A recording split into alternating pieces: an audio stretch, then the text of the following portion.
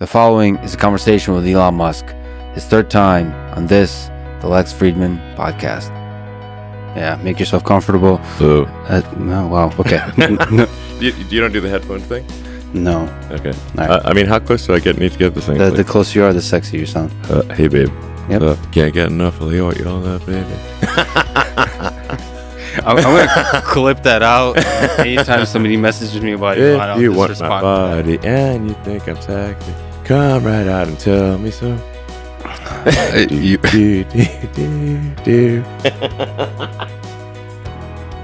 So good. Okay, so serious mode activate. All right. Serious mode. Come on, you're Russian. You can be serious. Yeah, I know. Everyone's serious all the time in Russia. Yeah. Yeah. But we'll get there. We'll get there. Yeah. It's gotten soft. Allow me to say that the SpaceX launch of human beings to orbit on May 30th, 2020 was seen by many as the first step in a new era of human space exploration. These human spaceflight missions were a beacon of hope to me and to millions over the past 2 years as our world has been going through one of the most difficult periods in recent human history.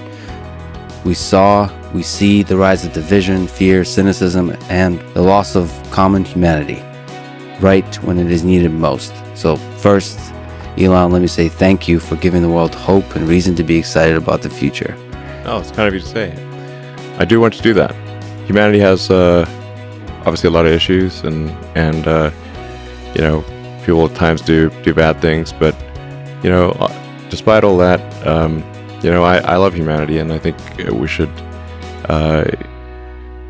make sure we do everything we can to have a good future and an exciting future, and one where that maximizes the happiness of the people. Let me ask about Crew Dragon Demo 2. So that first flight with humans on board. How did you feel leading up to that launch? Were you scared? Were you excited? What was going through your mind? So much was at stake. Yeah, no, that was extremely stressful, no question.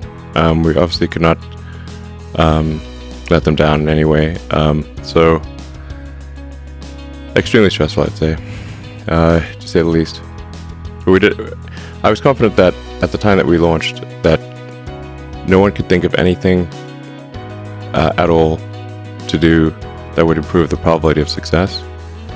And we racked our brains to think of any possible way to improve the probability of success. We could not think of anything more, and nor could NASA. And so, then that's just the best that we could do. So then we went ahead and launched. Now, I'm not a religious person, but I nonetheless got on my knees and prayed for that mission. Were you able to sleep? No. How did it feel when it was a success?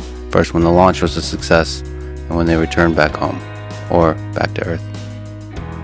It was a great relief. Yeah. It's for high stress situations, I find it's not so much elation as relief. I think once, as we got more comfortable and proved out the systems, because, we really, you got to make sure everything works. It was definitely a lot more enjoyable with the subsequent astronaut missions, and I thought the Inspiration mission was actually very inspiring. The Inspiration 4 mission. I'd encourage people to watch the Inspiration documentary on Netflix. It's actually really good, and it really is inspired. I was actually inspired by that, and so that one I felt I was kind of able to enjoy the actual mission and not just be super stressed all the time. So for people that somehow don't know, it's the all-civilian, first time all-civilian out to space, out to orbit. Yeah, and it was I think the highest orbit that in 30 or 40 years or something. The only one that was higher was the one shuttle, a Hubble servicing mission, and then before that it would have been Apollo in '72. It's pretty wild. So it's cool. It's good. I think as a species, we want to be continuing to do better and reach higher ground, and I think it would be tragic, extremely tragic, if Apollo was the high watermark for humanity, and that's as far as we ever got. And it's concerning that here we are, 49 years after the last mission to the moon, and so almost half a century, and we've not been back. And that's worrying. It's like, does that mean we've peaked as a civilization, or what? So, like, I think we got to get back to the moon and build a base there. A science base. I think we could learn a lot about the nature of the universe if we have a proper science base on the moon. Like we have a science base in Antarctica and many other parts of the world. And so that's I think the next big thing. We've got to have like a serious like moon base, and then get people to Mars and get out there and be a spacefaring civilization. I'll ask you about some of those details, but since you're so busy with the hard engineering challenges of everything that's involved, are you still able to marvel at the magic of it all, of space travel, of every time the rocket goes up, especially when it's a crewed mission? Or are you just so overwhelmed with all the challenges that you have to solve? And actually, sort of to add to that, the reason I wanted to ask this question of May 30th, it's been some time, so you can look back and think about the impact already. It's already, at the time, it was an engineering problem maybe. Now it's becoming a historic moment. Like, it's a moment that, how many moments will be remembered about the 21st century? To me, that or something like that, maybe Inspiration 4, or one of those would be remembered as the early steps of a new age of space exploration. Yeah, I mean, during the launches itself, so I mean, I think maybe some people know, but a lot of people don't know, is like, I'm actually the chief engineer of SpaceX, so I've signed off on pretty much all the design decisions, and so if there's something that goes wrong with that vehicle, it's fundamentally my fault, so I'm really just thinking about all the things that, like, so when I see the rocket, I see all the things that could go wrong and the things that could be better, and the same with the Dragon spacecraft. It's like, other people say, oh, this is a spacecraft or a rocket, and this looks really cool. I'm like, I've like a readout of like, these are the risks, these are the problems. That's what I see, like, so it's not what other people see when they see the product, So let me ask you then to analyze Starship in that same way.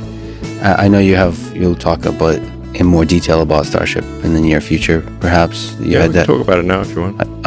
But just in that same way, like you said, when you see a rocket, you see a sort of a list of risks. In that same way, you said that Starship is a really hard problem. So there's many ways I can ask this, but if you magically could solve one problem perfectly, one engineering problem perfectly, which one would it be? On Starship? On Starship. So is it maybe related to the efficiency, the engine, the weight of the different components, the complexity of various things, maybe the controls of the crazy thing has to do to land? No, it's actually by far the biggest thing absorbing my time is engine production. Not the design of the engine. I've often said prototypes are easy, production is hard. So we have the most advanced rocket engine that's ever been designed. Because I say currently the best rocket engine ever is probably the RD-180 or RD-170. That's the Russian engine basically. And still, I think an engine should only count if it's gotten something to orbit. So our engine has not gotten anything to orbit yet, but it's the first engine that's actually better than the Russian RD engines, which were amazing design. So you're talking about Raptor engine. What makes it amazing? What are the different aspects of it that make it, like, what are you the most excited about if the whole thing works in terms of efficiency, all those kinds of things? Well, the Raptor is a full flow staged combustion engine, and it's at operating at a very high chamber pressure.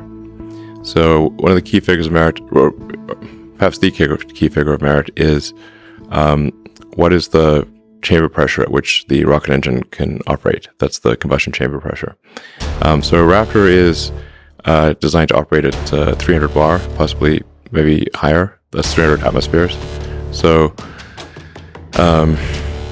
the record right now for operational engine is the RD engine that I mentioned, the Russian RD, which is, I believe, around 267 bar. And the difficulty of the chamber pressure increases on a non-linear basis. So 10% more chamber pressure is more like 50% more difficult. But that chamber pressure is that is what allows you to get a very high power density for the engine. So enabling a very high thrust to weight ratio and a very high specific impulse. So specific impulse is like a measure of the efficiency of a rocket engine. It's really the effective exhaust velocity of the gas coming out of the engine. So with a very high chamber pressure, you can have a compact engine that nonetheless has a high expansion ratio, which is the ratio between the exit nozzle and the throat. So you know, engine's got, like you see a rocket engine's got like sort of like a hourglass shape. It's like a chamber, and then it necks down, and there's a nozzle, and the ratio of the exit diameter to the throat is the expansion ratio. So why is it such a hard engine to manufacture at scale? It's very complex. A lot of what does complexity mean here? Is a lot of components involved.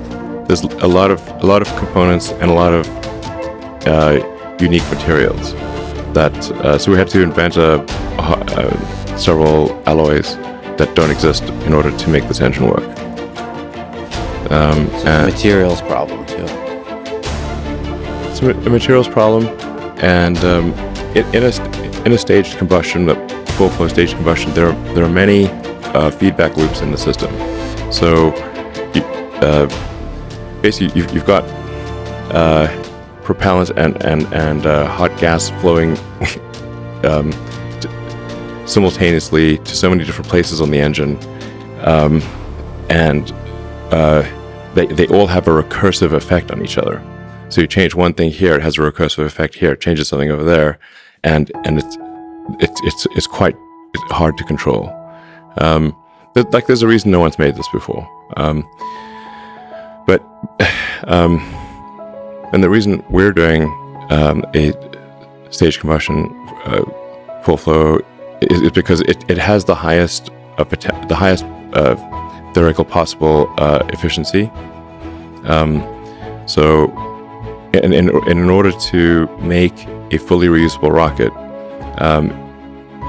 that's really the holy grail of orbital rocketry.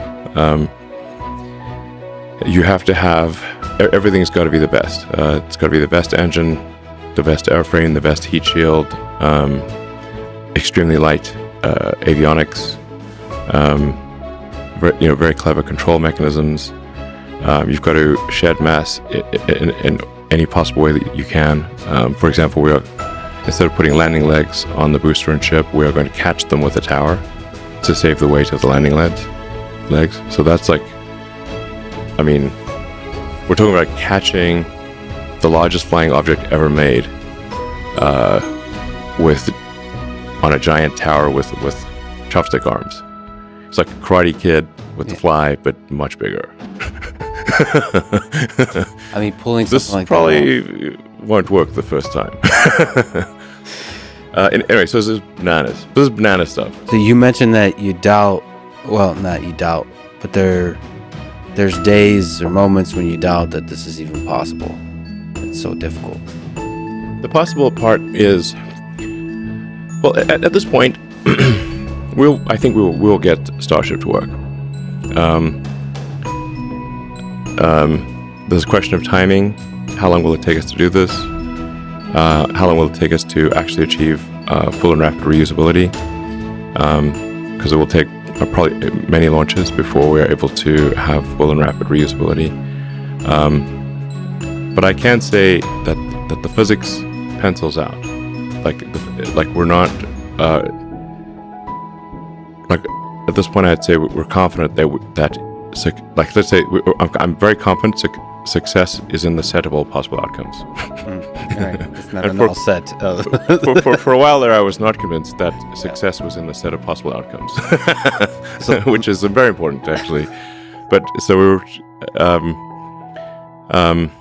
So you're saying there's a chance. I'm saying there's a chance, exactly. Right, cool. Just not sure how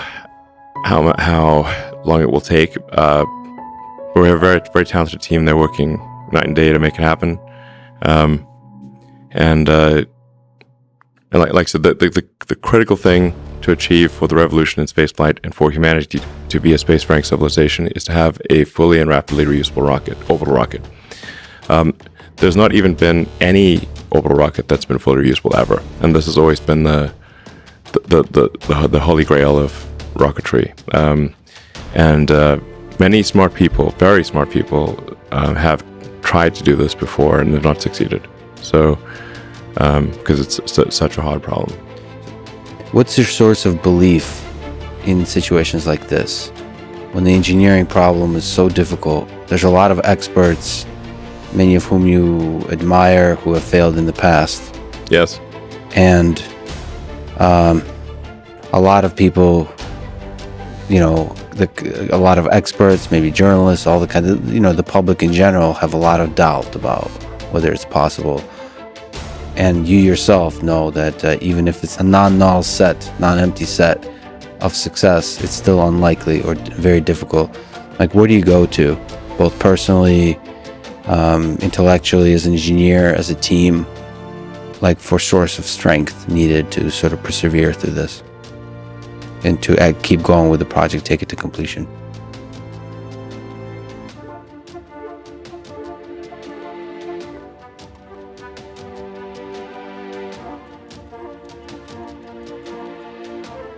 A source of strength. I just really not how I think about things. I mean, for me, it's simply this is something that is important to get done, and we should just keep doing it, or die trying. And I don't need a source of strength. So quitting is not even like... It's not in my nature. Okay.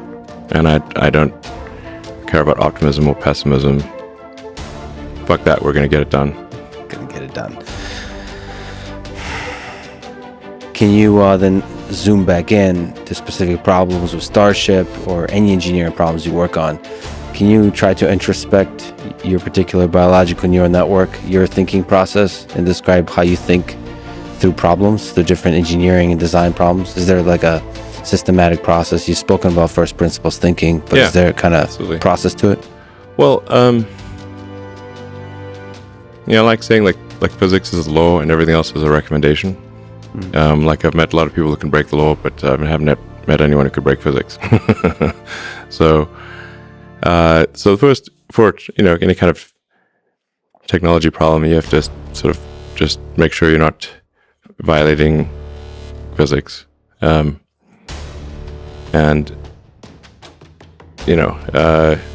First principles analysis, I think, is something that can be applied to really any walk of life, anything really. It's really just saying, let's boil something down to the most fundamental principles, the things that we are most confident are true at a foundational level, and that sets your axiomatic base, and then you reason up from there, and then you cross-check your conclusion against the axiomatic truths.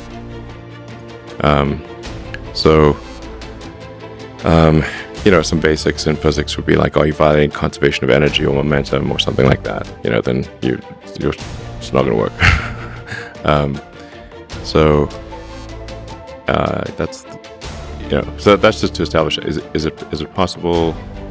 And then another good physics tool is thinking about things in the limit. If you take a particular thing and you scale it to a very large number or to a very small number, how do things change?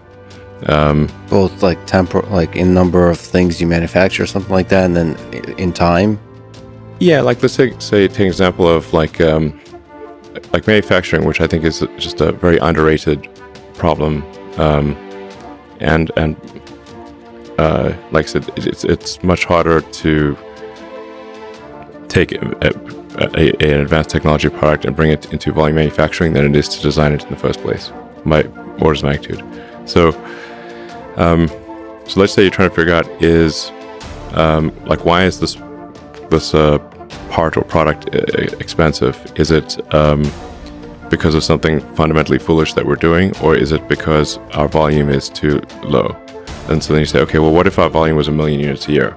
Is it still expensive? That's what I mean by thinking about things to the limit. If it's still expensive at 1 million units a year, then volume is not the reason why your thing is expensive. There's something fundamental about the design. And then you can focus on reducing the complexity or something like that in the design. You could change the design to change the part to be something that is not fundamentally expensive. But like, that's a common thing in rocketry, because the unit volume is relatively low, and so a common excuse would be, well, it's expensive because our unit volume is low. And if we were in like automotive or something like that, or consumer electronics, then our costs would be lower. I'm like, okay, so let's say now you're making 1 million units a year. Is it still expensive? If the answer is yes, then economies of scale are not the issue.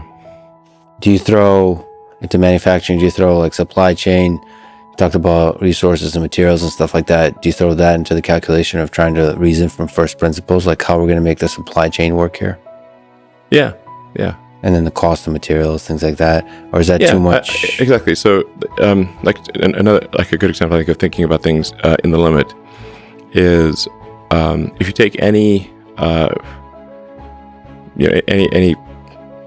product, any machine or whatever, like take a rocket or whatever, and say, if you look at the raw materials in the rocket, so you're gonna have like aluminum, steel, titanium, Inconel, specialty alloys, copper, and you say, what's the weight of the constituent elements of each of these elements, and what is their raw material value? And that sets the asymptotic limit for how low the cost of the vehicle can be, unless you change the materials. So, and then when you do that, call it like maybe the magic wand number or something like that. So that would be like if you had like just a pile of these raw materials here, and you could wave the magic wand and rearrange the atoms into the final shape. That would be the lowest possible cost that you could make this thing for, unless you change the materials. So then, and that is always almost always a very low number. So then, what's actually causing things to be expensive is how you put the atoms into the desired shape. Yeah, actually, if you don't mind me taking a tiny tangent, I often talk to Jim Keller, who's somebody that worked with you as a friend. Yeah, Jim was did great work at Tesla. So, I suppose he carries the flame of the same kind of thinking that you're talking about now. And I guess I see that same thing at Tesla and SpaceX. Folks who work there, they kind of learn this way of thinking, and it kind of becomes obvious almost. But anyway, I had he educated me about how cheap it might be to manufacture a Tesla bot. We had an argument. How can you reduce the cost of scale of producing a robot? Because I gotten a chance to interact quite a bit, obviously in the academic circles with humanoid robots, and then Boston Dynamics and stuff like that. And they're very expensive to build. And then Jim kind of schooled me on saying, like, okay, like this kind of first principles thinking of how can we get the cost of manufacture down. I suppose you do that. You have done that kind of thinking for Tesla bot and for all kinds of complex systems that are traditionally seen as complex. And you say, okay, how can we simplify everything down? Yeah, I mean, I think if you are really good at manufacturing, you can basically at high volume. You can basically make anything for a cost that asymptotically approaches the raw material value of the constituents plus any intellectual property that you need to license. Right. Anything. Right. But it's hard. It's not like that's a very hard thing to do, but it is possible for anything. anything in volume can be made, like I said, for a cost that asymptotically approaches its raw material constituents plus intellectual property license rights. So what will often happen in trying to design a product is people will start with the tools and parts and methods that they are familiar with, and try to create the product using their existing tools and methods.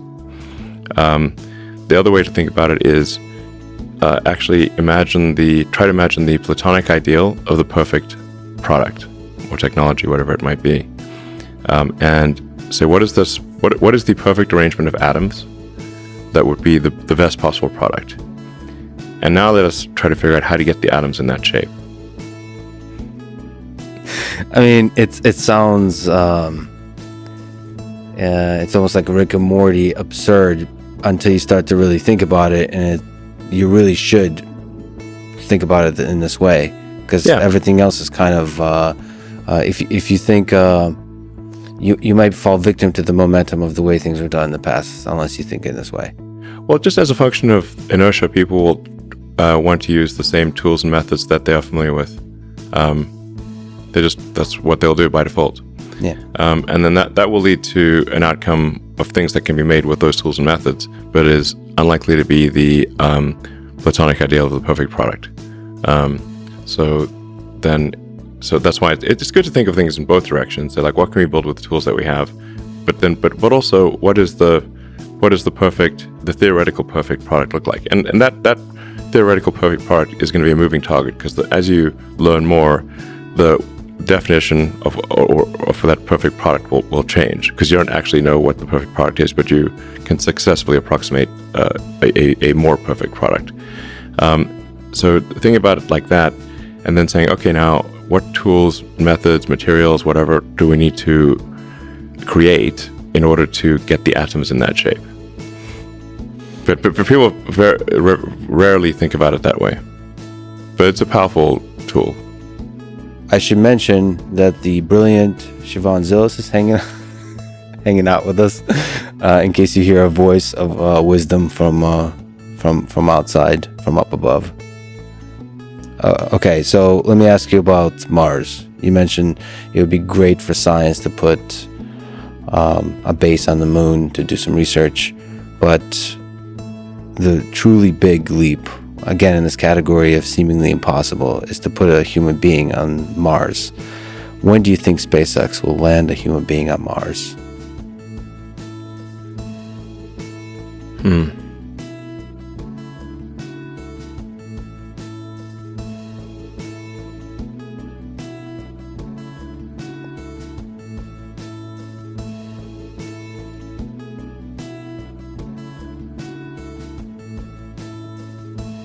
Best case is about 5 years. Worst case, 10 years. What are the determining factors, would you say, from an engineering perspective, or is that not the bottlenecks? It's fundamentally, engineering the vehicle. Starship is the most complex and advanced rocket that's ever been made by, I don't know, order of magnitude or something like that. It's a lot. It's really next level. So, and the fundamental optimization of Starship is minimizing cost per ton to orbit and ultimately cost per ton to the surface of Mars. This may seem like a mercantile objective, but it is actually the thing that needs to be optimized. There is a certain cost per ton to the surface of Mars where we can afford to establish a self-sustaining city. And then above that, we cannot afford to do it. So right now, you couldn't fly to Mars for $1 trillion. No amount of money could get you a ticket to Mars. So we need to get that above, to get that like something that is actually possible at all. But that's we don't just want to have, with Mars, flags and footprints, and then not come back for a half century like we did with the moon. In order to pass a very important great filter, I think we need to be a multi-planet species. This may sound somewhat esoteric to a lot of people, but like eventually, given enough time, the Earth is likely to experience some calamity. That could be something that humans do to themselves, or an external event like happened to the dinosaurs. But eventually, and if none of that happens, and somehow magically we keep going, then the sun is gradually expanding, and will engulf the Earth, and probably Earth gets too hot for life in about 500 million years. It's a long time, but that's only 10% longer than Earth has been around. And so if you think about like the current situation, it's really remarkable, and kind of hard to believe, but Earth's been around 4.5 billion years, and this is the first time in 4.5 billion years that it's been possible to extend life beyond Earth. And that window of opportunity may be open for a long time, and I hope it is, but it also may be open for a short time. And we should, I think it was wise for us to act quickly while the window is open, just in case it closes.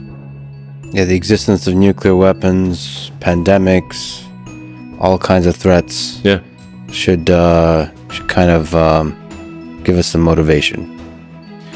I mean, civilization could die with a bang or a whimper. You know, if it dies of demographic collapse, then it's more of a whimper, obviously. And if it's World War III, it's more of a bang. But these are all risks. I mean, it's important to think of these things and just, think of things as like probabilities, not certainties. There's a certain probability that something bad will happen on Earth. I think most likely the future will be good. But there's like, let's say for argument's sake, a 1% chance per century of a civilization ending event. Like that was Stephen Hawking's estimate. I think he might be right about that. So then, we should basically think of this like being a multi-planet species is like taking out insurance for life itself. Like life insurance for life. Wow, so it's turned into an infomercial real quick. Life insurance for life, yes. And we can bring the creatures from plants and animals from Earth to Mars and breathe life into the planet, and have a second planet with life. That would be great. They can't bring themselves there, so if we don't bring them to Mars, then they will just for sure all die when the sun expands anyway, and then that'll be it.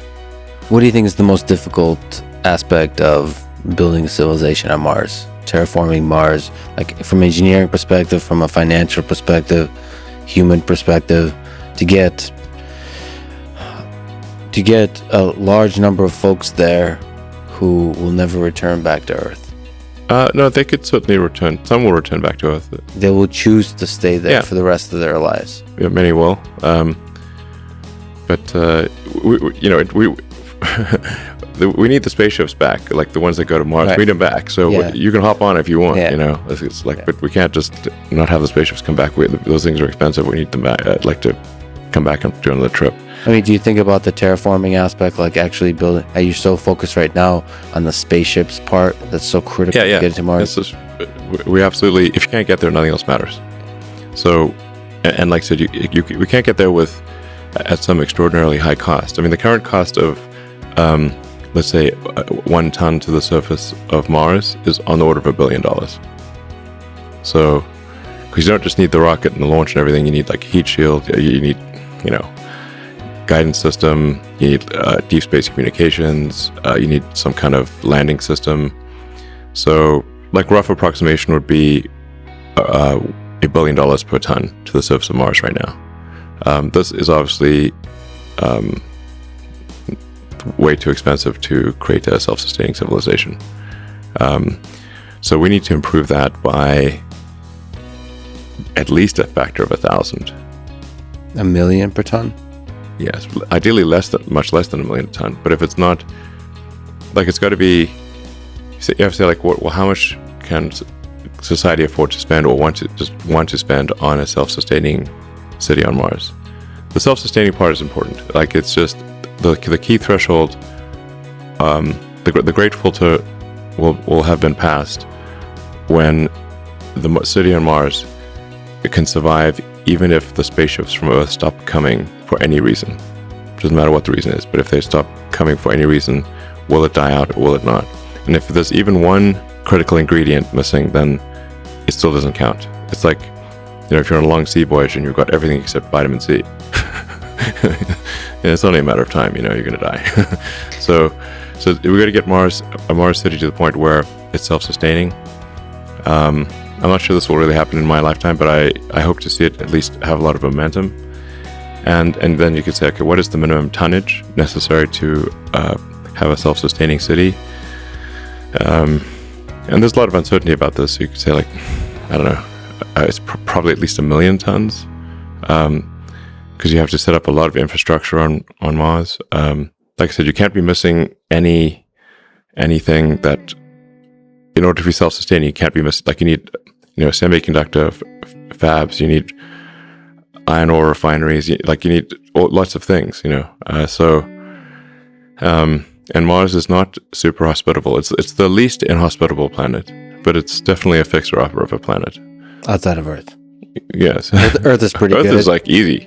Yeah. And also we should clarify, in the solar system. Yes, in the solar system. There might be nice, like, vacation spots. There might be some great planets out there, but it's hopeless. Too hard to get there? Yeah, way too hard, to say the least. Let me push back on that. Not really a pushback, but a quick curveball of a question. So you did mention physics as the first starting point. So general relativity allows for wormholes. They technically can exist. Do you think those can ever be leveraged by humans to travel faster than the speed of light? Well, or are you saying the wormhole thing is debatable. We currently do not know of any means of going faster than the speed of light. There is there are some ideas about having space, so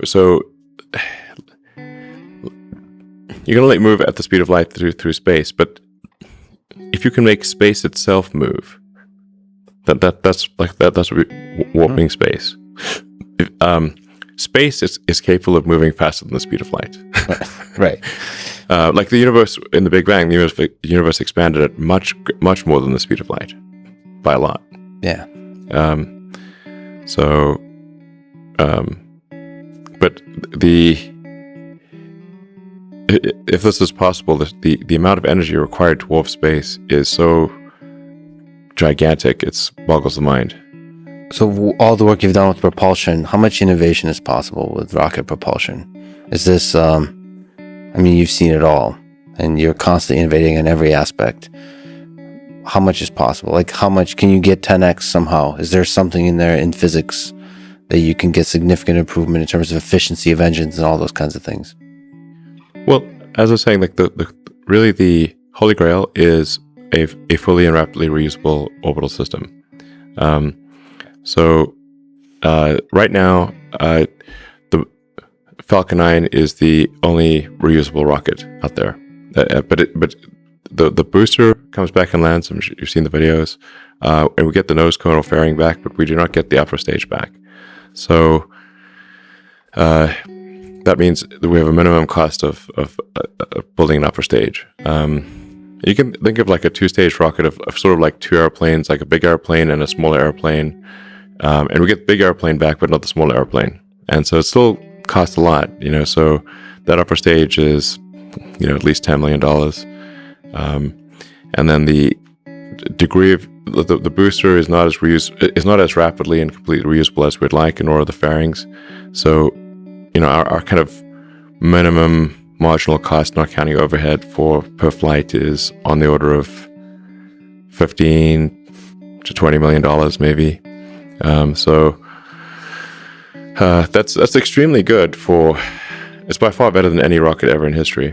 But with full and rapid reusability, we can reduce the cost per ton to orbit by a factor of 100.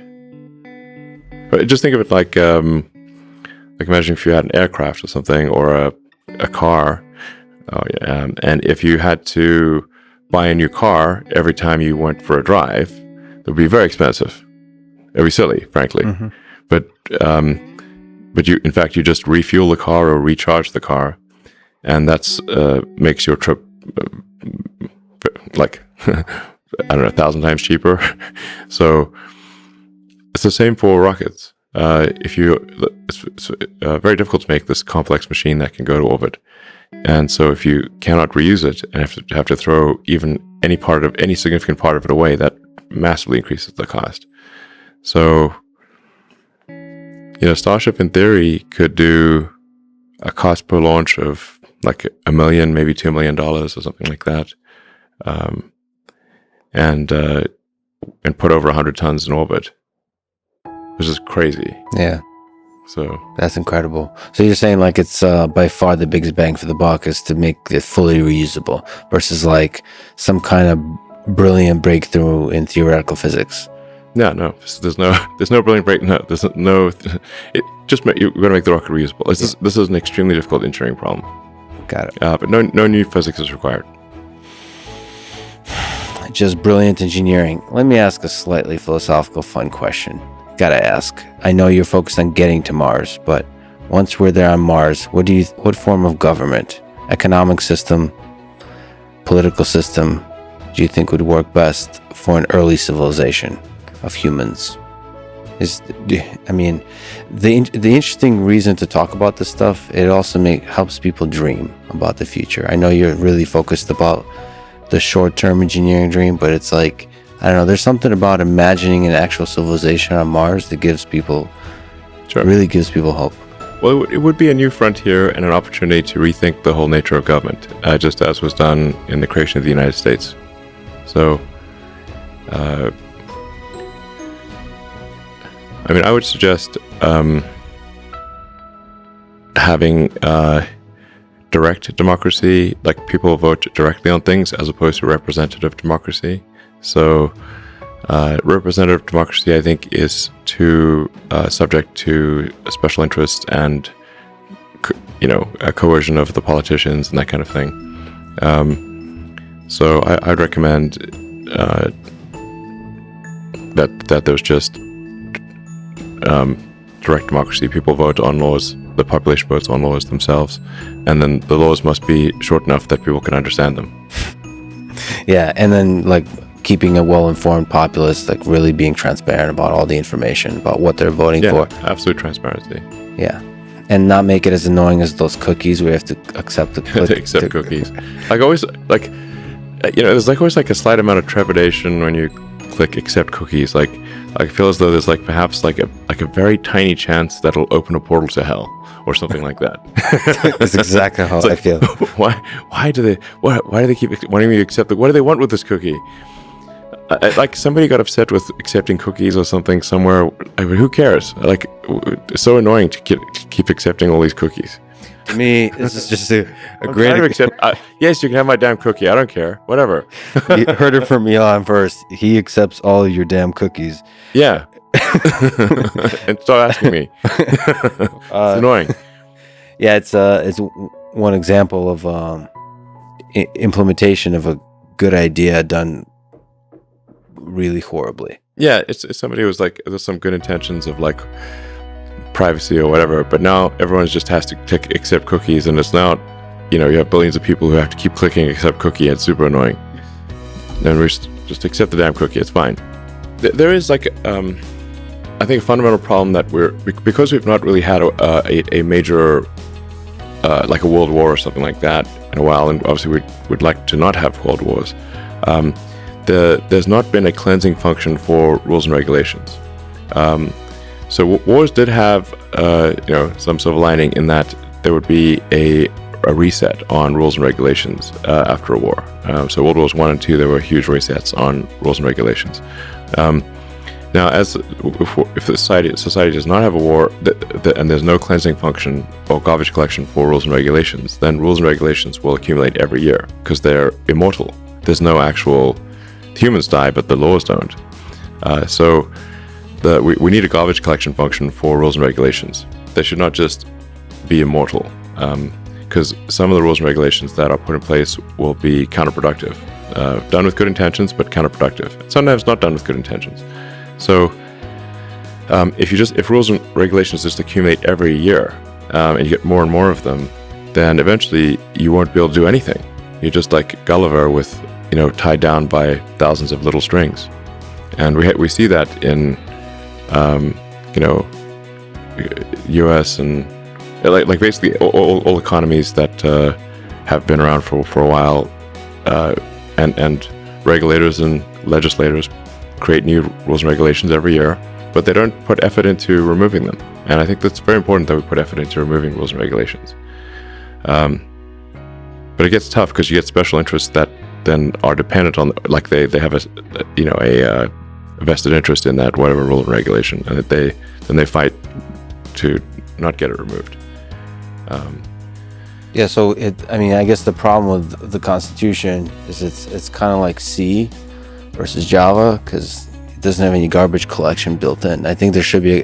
When you first said the metaphor of garbage collection, I loved it. From a coding standpoint. From a coding standpoint, yeah. It would be interesting if the laws themselves kind of had a built-in thing where they kind of die after a while unless somebody explicitly publicly defends them.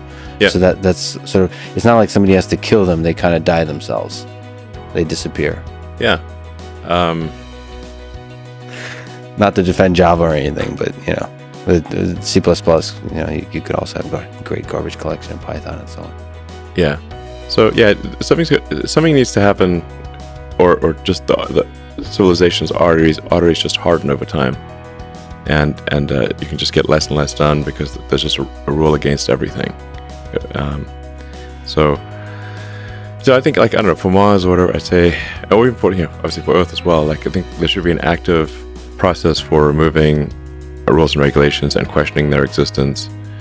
Just, like, if we've got a function for creating rules and regulations, because rules and regulations you can also think of as like, they're like software or lines of code for operating civilization. That's rules and regulations. So it's not like we shouldn't have rules and regulations, but you have code accumulation, but no code removal. And so it just gets to become basically archaic bloatware after a while. And it's just, it makes it hard for things to progress. So, I don't know, maybe Mars, you'd have like any given law must have a sunset, and require active voting to keep it up there, And I actually also say, like, and these are just, I don't know, recommendations or thoughts, and ultimately it will be up to the people on Mars to decide, but I think it should be easier to remove a law than to add one, because of just to overcome the inertia of laws. So maybe it's like, for argument's sake, you need, like, say 60% vote to have a law take effect, but only a 40% vote to remove it. So let me be the guy. You posted a meme on Twitter recently where there's like a row of urinals. A guy just walks all the way across, and he tells you about crypto. I mean, that's happened to me so many times. I think maybe even literally. Do you think, technologically speaking, there's any room for ideas of smart contracts or so on? Because you mentioned laws. That's an interesting use of things like smart contracts to implement the laws by which governments function. Like something built on Ethereum, or maybe a Dogecoin that enables smart contracts somehow. I don't quite understand this whole smart contract thing. I mean, so I'm too dumb to understand smart contracts. That's a good line. I mean, my general approach to any kind of like deal or whatever is just make sure there's clarity of understanding. That's the most important thing. And just keep any kind of deal very, very short and simple, plain language, and just make sure everyone understands this is the deal. Is it clear? And what are the consequences if various things don't happen?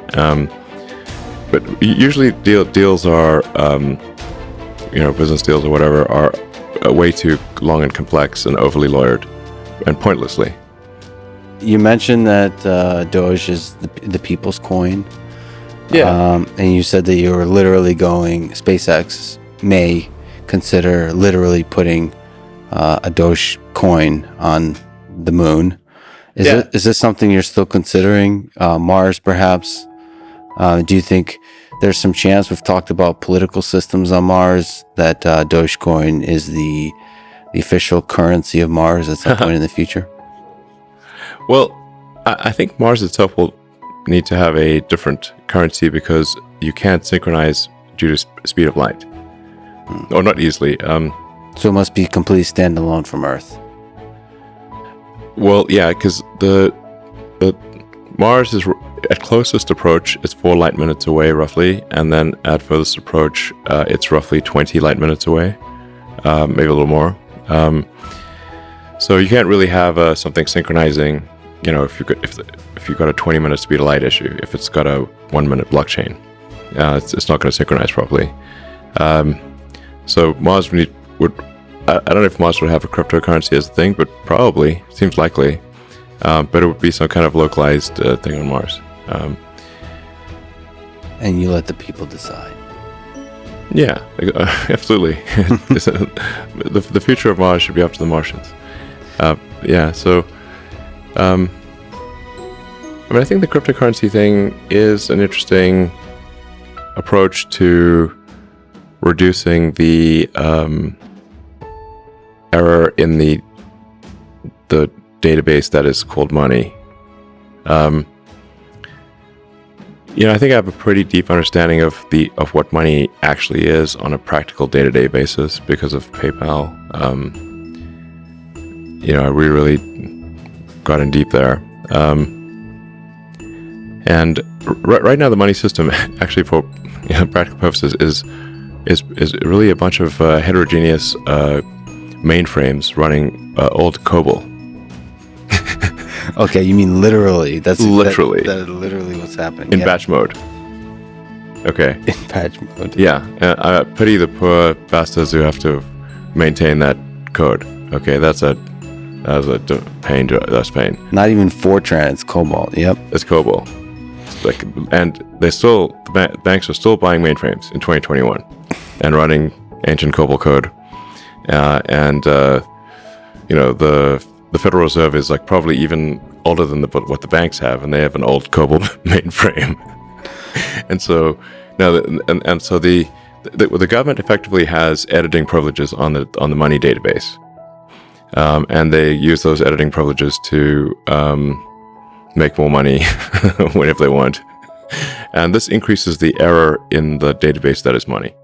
So I think money should really be viewed through the lens of information theory, and so it's kind of like an internet connection. Like, what's the bandwidth? Total bit rate. What is the latency, jitter, packet drop? Errors in the network communication. Just think of money like that, basically. I think that's probably the right way to think of it, and then say what system, from an information theory standpoint, allows an economy to function the best. Crypto is an attempt to reduce the error in money that is contributed by governments diluting the money supply as basically a pernicious form of taxation. So both policy in terms of with inflation and actual technological cobalt, cryptocurrency takes us into the 21st century in terms of the actual systems that allow you to do the transaction, to store wealth, all those kinds of things. Like I said, just think of money as information. People often will think of money as having power in and of itself. It does not. Money is information, and it does not have power in and of itself. Again, applying the physics tools of thinking about things in the limit is helpful. If you are stranded on a tropical island and you have $1 trillion, it's useless because there's no resource allocation. money is a database for resource allocation, but there's no resources to allocate except yourself. So money is useless.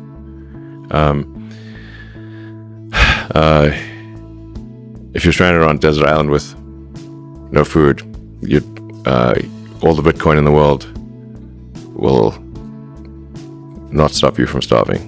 Yeah. So, like, just think of money as a database for resource allocation across time and space, and then what system in what form should that database or data system, what would be most effective? Now, there is a fundamental issue with say Bitcoin in its current form, in that the transaction volume is very limited, and the latency the latency for a properly confirmed transaction is too long, much longer than you'd like. So it's actually not great from a transaction volume standpoint or a latency standpoint. So it is perhaps useful as to solve an aspect of the money database problem, which is this sort of store of wealth or an accounting of relative obligations, I suppose. But it is not useful as a currency, as a day-to-day currency. The people have proposed different technological solutions, like Lightning. Lightning Network and the layer 2 technologies on top of that. I mean, it seems to be all kind of a trade-off, but the point is, it's kind of brilliant to say that just think about information, think about what kind of database, what kind of infrastructure enables that exchange of like information. You're operating an economy, and you need to have something that allows for the to have efficient value ratios between products and services.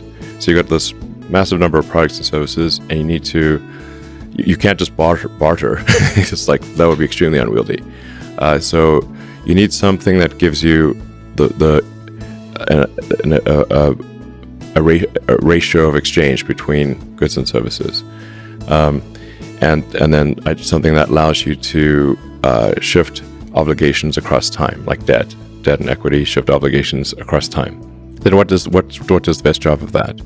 Part of the reason why I think there's some merit to Dogecoin, even though it was obviously created as a joke, is that it actually does have a much higher transaction volume capability than Bitcoin, and the costs of doing a transaction, the Dogecoin fee is very low. Like right now, if you want to do a Bitcoin transaction, the price of doing that transaction is very high, so you could not use it effectively for most things, and nor could it even scale to a high volume.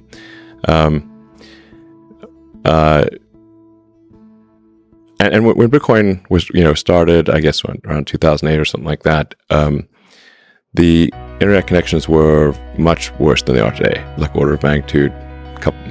They're way worse, in 2008. So like having a small block size or whatever is, and a long synchronization time made sense in 2008. But to 2021 or fast forward 10 years, it's like comically low. And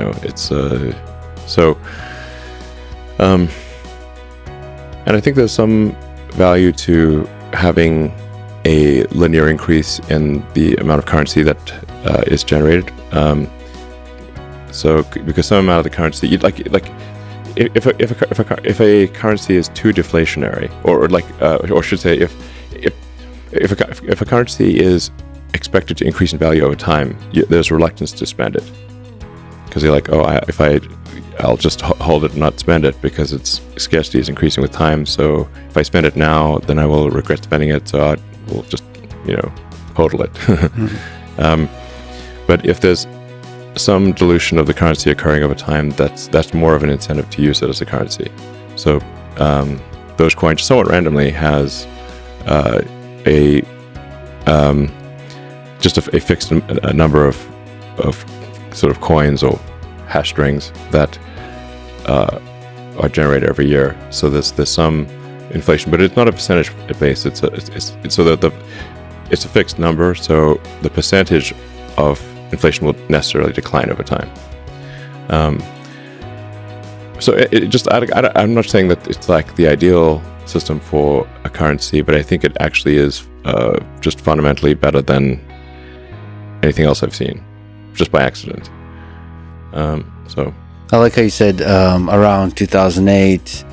So you're not, some people suggested you might be Satoshi Nakamoto. You previously said you're not. Let me ask. Not. You're not, for sure. Would you tell us if you were? Yes. Okay. Do you think it's a feature or a bug that he's anonymous, or she, or they? It's an interesting kind of quirk of human history that there is a particular technology that is a completely anonymous inventor or creator.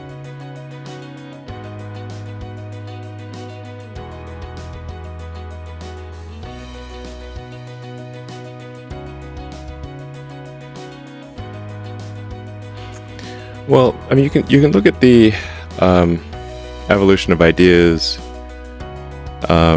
before the launch of Bitcoin and see who wrote, about those ideas, and then I don't know exactly. Obviously, I don't know who created Bitcoin for practical purposes, but the evolution of ideas is pretty clear before that, and it seems as though Nick Szabo is probably more than anyone else responsible for the evolution of those ideas. So he claims not to be Nakamoto, but I'm not sure that's neither here nor there. But he seems to be the one more responsible for the ideas behind Bitcoin than anyone else. So it's not perhaps singular figures aren't even as important as the figures involved in the evolution of ideas that led to a thing. So yeah, it's perhaps it's sad to think about history, but maybe most names will be forgotten anyway. What is a name anyway? It's a name attached to an idea. What does it even mean, really? I think Shakespeare had a thing about roses and stuff, whatever he said. Rose by any other name. It smells sweet. I got Elon to quote Shakespeare. I feel like I accomplished something today. Shall I compare thee to a summer's day? I'm gonna clip that out instead of not more temperate and more fair. Autopilot. Tesla Autopilot. Tesla Autopilot has been through an incredible journey over the past 6 years, or perhaps even longer in your mind, in the minds of many involved. I think that's where we first connected, really, with the autopilot stuff, autonomy, and the whole journey was incredible to me to watch. I was because I knew, part of it is I was at MIT, and I knew the difficulty of computer vision, and I knew I had a lot of colleagues and friends about the DARPA challenge. I knew how difficult it is, and so there was a natural skepticism when I first drove a Tesla with the initial system based on Mobileye. I thought there's no way. So first, when I got in, I thought there's no way this car could maintain, stay in the lane and create a comfortable experience. So my intuition initially was that the lane keeping problem is way too difficult to solve. Lane keeping, that's relatively easy. No, but solve in the way that we talked about previous is prototype versus a thing that actually creates a pleasant experience over hundreds of thousands of miles or millions.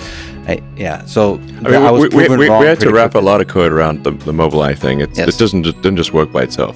Yes, I mean that's part of the story of how you approach things. Sometimes you do things from scratch. Sometimes at first you kind of see what's out there, and then you decide to do from scratch. That was one of the boldest decisions I've seen, is both on the hardware and the software, to decide to eventually go from scratch. I thought, again, I was skeptical of whether that's going to be able to work out, because it's such a difficult problem. And so it was an incredible journey. What I see now with everything, the hardware, the compute, the sensors, the things I maybe care and love about most is the stuff that Andrej Karpathy is leading with the data set selection, the whole data engine process, the neural network architectures, the way that's in the real world that network is tested, validated, all the different test sets, versus the ImageNet model of computer vision, like what's in academia, is like real world artificial intelligence. Yeah. So, and Andre's awesome and obviously plays an important role, but we have a lot of really talented people driving things. So, Ashok is actually the head of Autopilot engineering. Andre is the director of AI stuff. Yeah. So I'm aware that there's an incredible team of just a lot going on. Yeah, just obviously people will give me too much credit, and they'll give Andre too much credit. So, and people should realize how much is going on under the hood. It's just a lot of really talented people.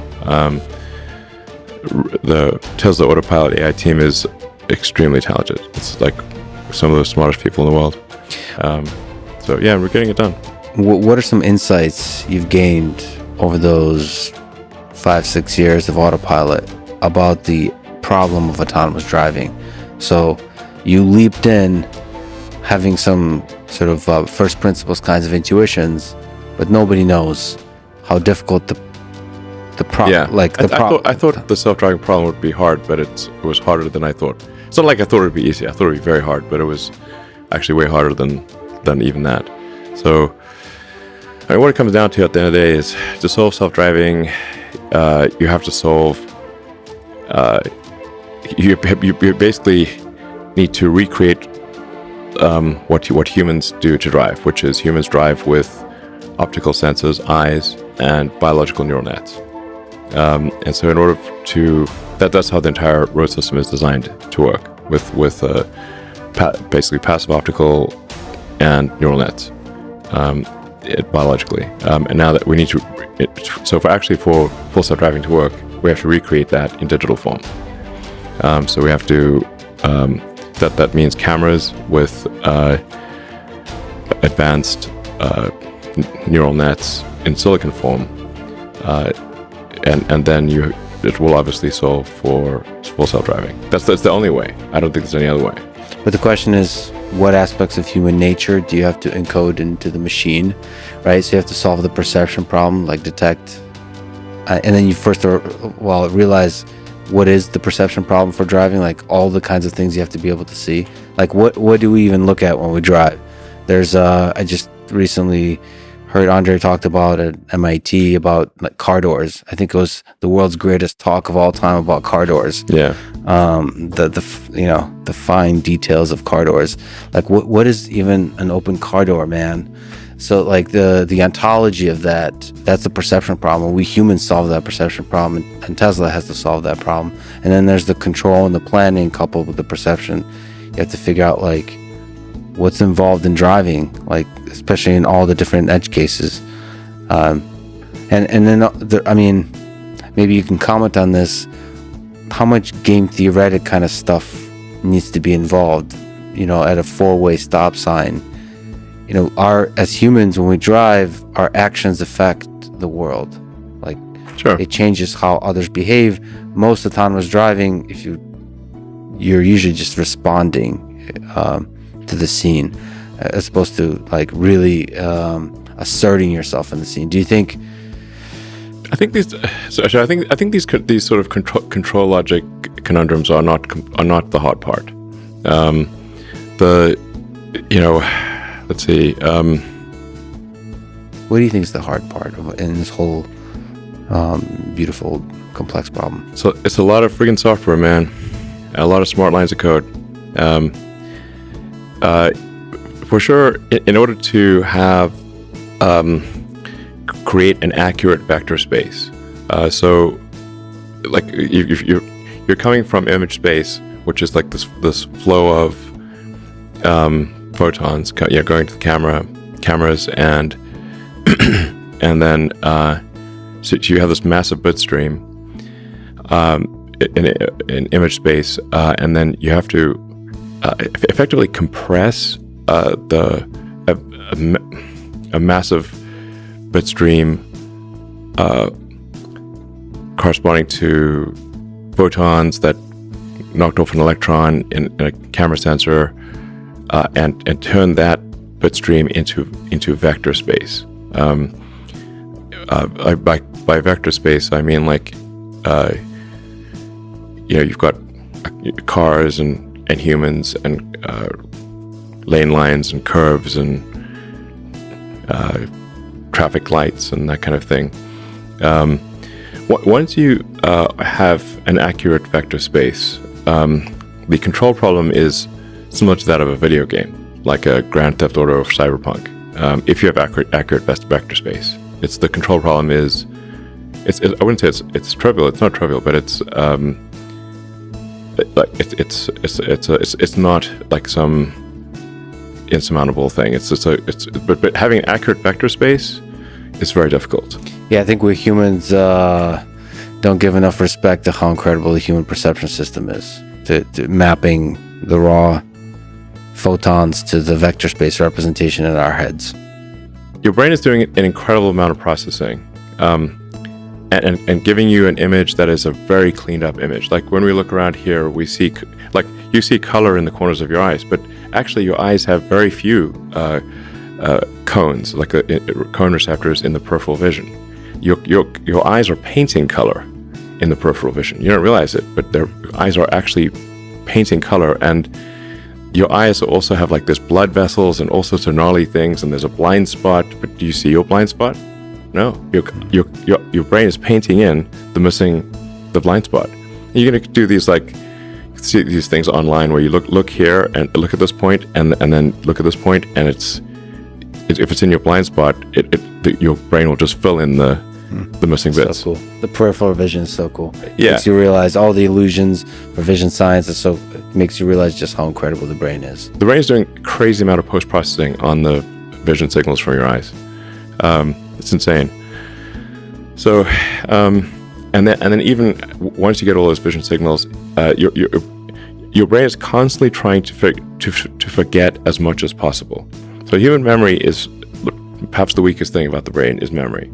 So because memory is so expensive to a brain and so limited, your brain is trying to forget as much as possible and distill the things that you see into the smallest amounts of information possible. So your brain is trying to not just get to a vector space, but get to a vector space that is the smallest possible vector space of only relevant objects.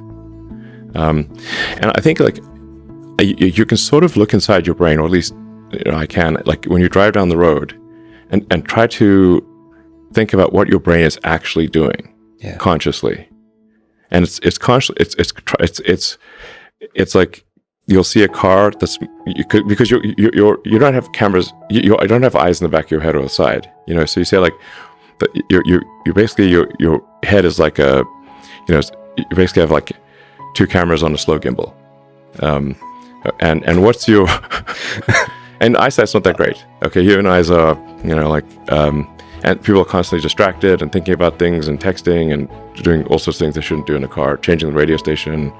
So having arguments, is like, so then, like, say, like when's the last time you looked right and left, and and rearward, or even diagonally, forward, to actually refresh your vector space. So you're glancing around, and what your mind is doing is trying to distill the relevant vectors, basically objects with a position and motion, and then editing that down to the least amount that's necessary for you to drive. It does seem to be able to edit it down or compress it even further into things like concepts. So it's like it goes beyond, the human mind seems to go sometimes beyond vector space to sort of space of concepts, to where you'll see a thing, it's no longer represented spatially somehow. It's almost like a concept that you should be aware of. Like if this is a school zone, you'll remember that as a concept, which is a weird thing to represent. But perhaps for driving, you don't need to fully represent those things, or maybe you get those kind of indirectly. You need to, like, establish vector space and then actually have predictions for those vector spaces. So, like, like if like you drive past, say a bus, and you see that there's people before you drove past the bus, you saw people crossing, or just imagine there's like a large truck or something blocking sight.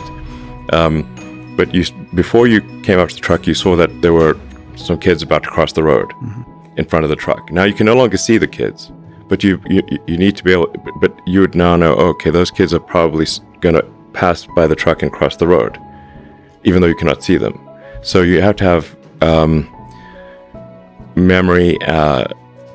You need to remember that there were kids there, and you need to have some forward prediction of what their position will be. It's a really hard at problem. the time of relevance. So with occlusions and computer vision, when you can't see an object anymore, even when it just walks behind a tree and reappears, that's a really, I mean, at least in academic literature, it's tracking through occlusions. It's very difficult. Yeah, we're doing it. I understand this. Yeah. So some of it, it's like object permanence. Like the same thing happens with the humans with neural nets. Like when like a toddler grows up, like there's a point in time where they have a sense of object permanence. So before a certain age, if you have a ball or a toy or whatever, and you put it behind your back and you pop it out, if they don't, before they have object permanence, it's like a new thing every time. It's like, whoa, this toy went poof, disappeared, and now it's back again, and they can't believe it. And that they can play peekaboo all day long because the peekaboo is fresh every time. But then we figure out object permanence. Then they realize, oh no, the object is not gone; it's just behind your back. Sometimes I wish we never did figure out object permanence. Yeah, so that's an important problem to solve. Yes, so like an important evolution of the neural nets in the car is memory across both time and space. So now you can't remember, like you have to say like how long do you want to remember things for, and there's a cost to remembering things for a long time. So you like run out of memory if you try to remember too much for too long. And then you also have things that are stale if you remember them for too long. And then you also need things that are remembered over time. So even if you, like, say, have like, for argument's sake, 5 seconds of memory on a time basis, but like let's say you're parked at a light, and you saw, use a pedestrian example, that people were waiting to cross the road, and you can't quite see them because of an occlusion. But they might wait for a minute before the light changes for them to cross the road. You still need to remember that that's where they were, and that they're probably going to cross the road, type of thing. So even if that exceeds your time-based memory, it should not exceed your space memory. And I just think the data engine side of that, so getting the data to learn all of the concepts that you're saying now, is an incredible process. It's this iterative process of just. It's this HydroNet of many... HydroNet. Yeah.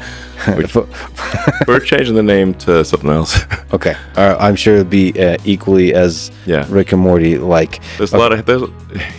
We've re-architected the neural net, neural nets in the cars so many times. It's crazy.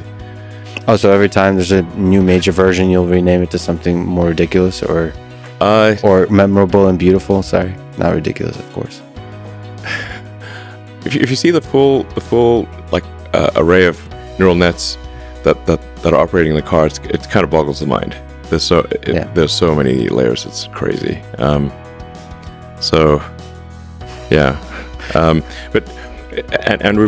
we started off with simple neural nets that were basically image recognition on a single frame from a single camera, and then trying to knit those together with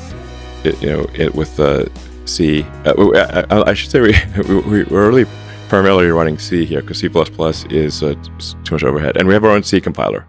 So to get maximum performance, we actually wrote our own C compiler and are continuing to optimize our C compiler for maximum efficiency. In fact, we've just recently done a new rev on a C compiler that'll compile directly to our Autopilot hardware. So you want to compile the whole thing down and with your own compiler? Yeah. Like, so efficiency absolutely. Here, because there's all kinds of compute. There's CPU, GPU, there's like ASIC types of things, and you have to somehow figure out the scheduling across all of those things. And so you're compiling the code down that does all. Okay. This is So that's why there's a lot of people involved. There's a lot of hardcore software engineering at a very sort of bare metal level, because we're trying to do a lot of compute that's constrained to our full self-driving computer. So, and we want to try to have the highest frames per second possible in a sort of very, very finite amount of compute and power. So we really put a lot of effort into the efficiency of our compute. So there's actually a lot of work done by some very talented software engineers at Tesla that at a very foundational level to improve the efficiency of compute and how we use the trip accelerators, which are basically doing matrix math, dot products, like a bazillion dot products. And it's like, what are neural nets? It's like, compute-wise, like 99% dot products. So, and you want to achieve as many high frame rates, like a video game. You want full resolution, high frame rate, low latency, low jitter.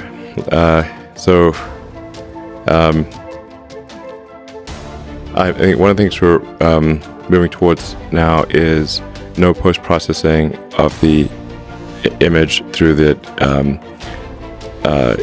image signal processor. So, like for what happens for cameras is that almost all cameras is there's a lot of post-processing done in order to make pictures look pretty. And so we don't care about pictures looking pretty. We just want the data. So we're moving to just raw photon counts. So the system will, like the image that the computer sees is actually much more than what you'd see if you represented it on a camera. It's got much more data. And even in very low light conditions, you can see that there's a small photon count difference between, this spot here and that spot there, which means that, so it can see in the dark incredibly well, because it can detect these tiny differences in photon counts. That's like much better than you'd possibly imagine.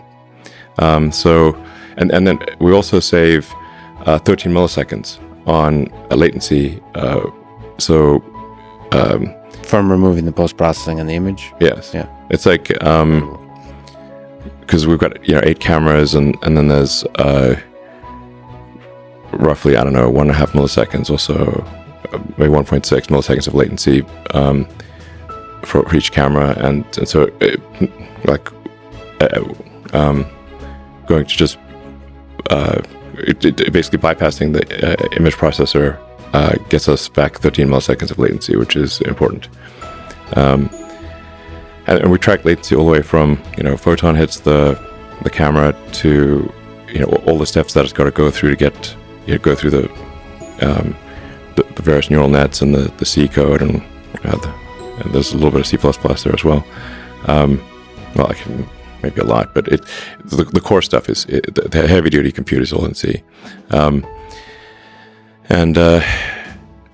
so we track that latency all the way to an output command to the drive unit to accelerate, the brakes to slow down, the steering, turn left or right.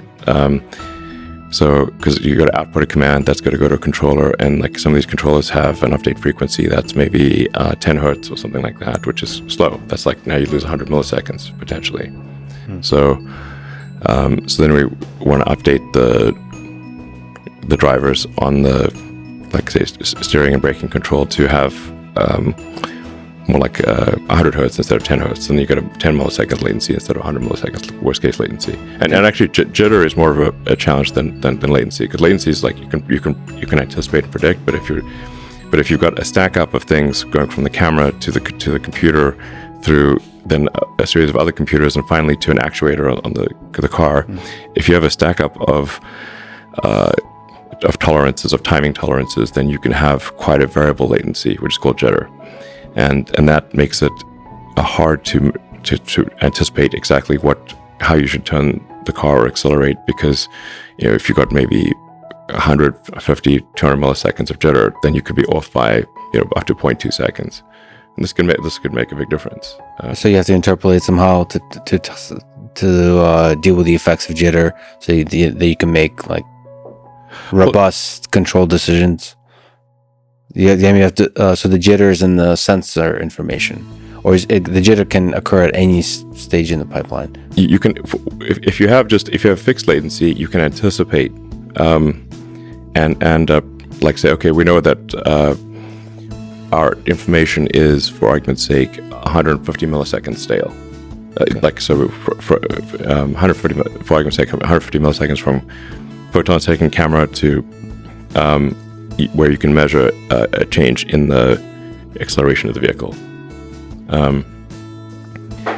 So then you can say, okay, well, we're gonna we know it's 150 milliseconds, so we're gonna take that into account and compensate for that latency. However, if you've got then 150 milliseconds of latency plus 100 milliseconds of jitter, which could be anywhere from 0 to 100 milliseconds on top. So then your latency could be from 150 to 250 milliseconds. Now you've got 100 milliseconds that you don't know what to do with, and that's basically random. So getting rid of jitter is extremely important. And that affects your control decisions and all those kinds of things. Okay.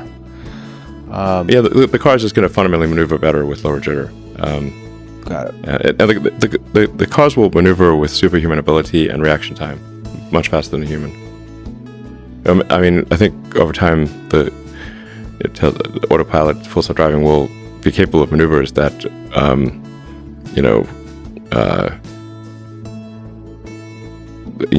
are far more than what like James Bond could do in like the best movie type of thing. That's exactly what I was imagining in my mind as you said it. It's like impossible maneuvers that a human couldn't do, So. Well, let me ask, sort of looking back at the 6 years, looking out into the future, based on your current understanding, how hard do you think this full self-driving problem? When do you think Tesla will solve level 4 FSD? I mean, it's looking quite likely that it will be next year.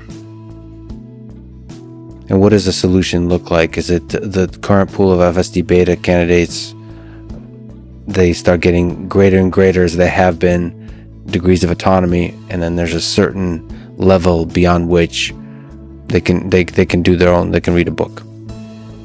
Yeah, so I mean, you can see that anybody who's been following the full self-driving beta closely will see that the rate of disengagements has been dropping rapidly. So like a disengagement be where the driver intervenes to prevent the car from doing something dangerous potentially. So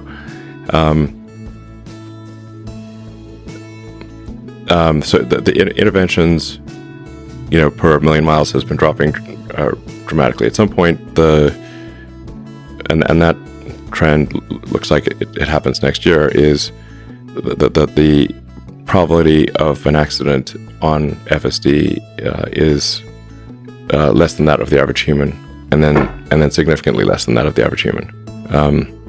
So it certainly appears like we will get there next year. Then of course then there's going to be a case of, okay, well, we now have to prove this to regulators and prove it to and we want a standard that is not just equivalent to a human, but much better than the average human. I think it's got to be at least 2 or 3 times higher safety than a human, so 2 or 3 times lower probability of injury than a human, before we would actually say like, okay, it's okay to go. It's not going to be equivalent, it's got to be much better. So if you look, FSD 10.6 just came out recently, 10.7 is on the way, maybe 11 is on the way somewhere in the future. Yeah.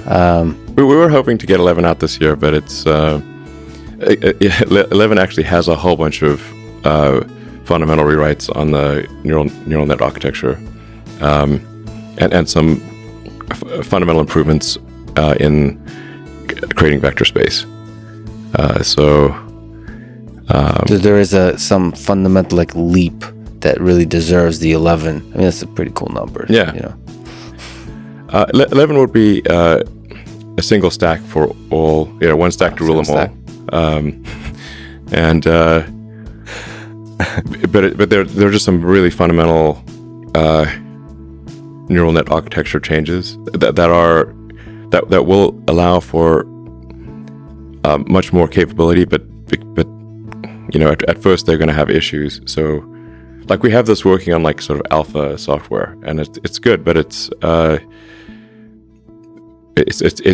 basically taking a whole bunch of C code and deleting a massive amount of C code and replacing it with the neural net. And Andre makes this point a lot, which is like neural nets are kind of eating software. Over time, there's like less and less conventional software, more and more neural net, which is still software, but it's still comes out the lines of software. But let's just more neural net stuff and less. Heuristics, basically. If you're more matrix-based stuff and less heuristics-based stuff,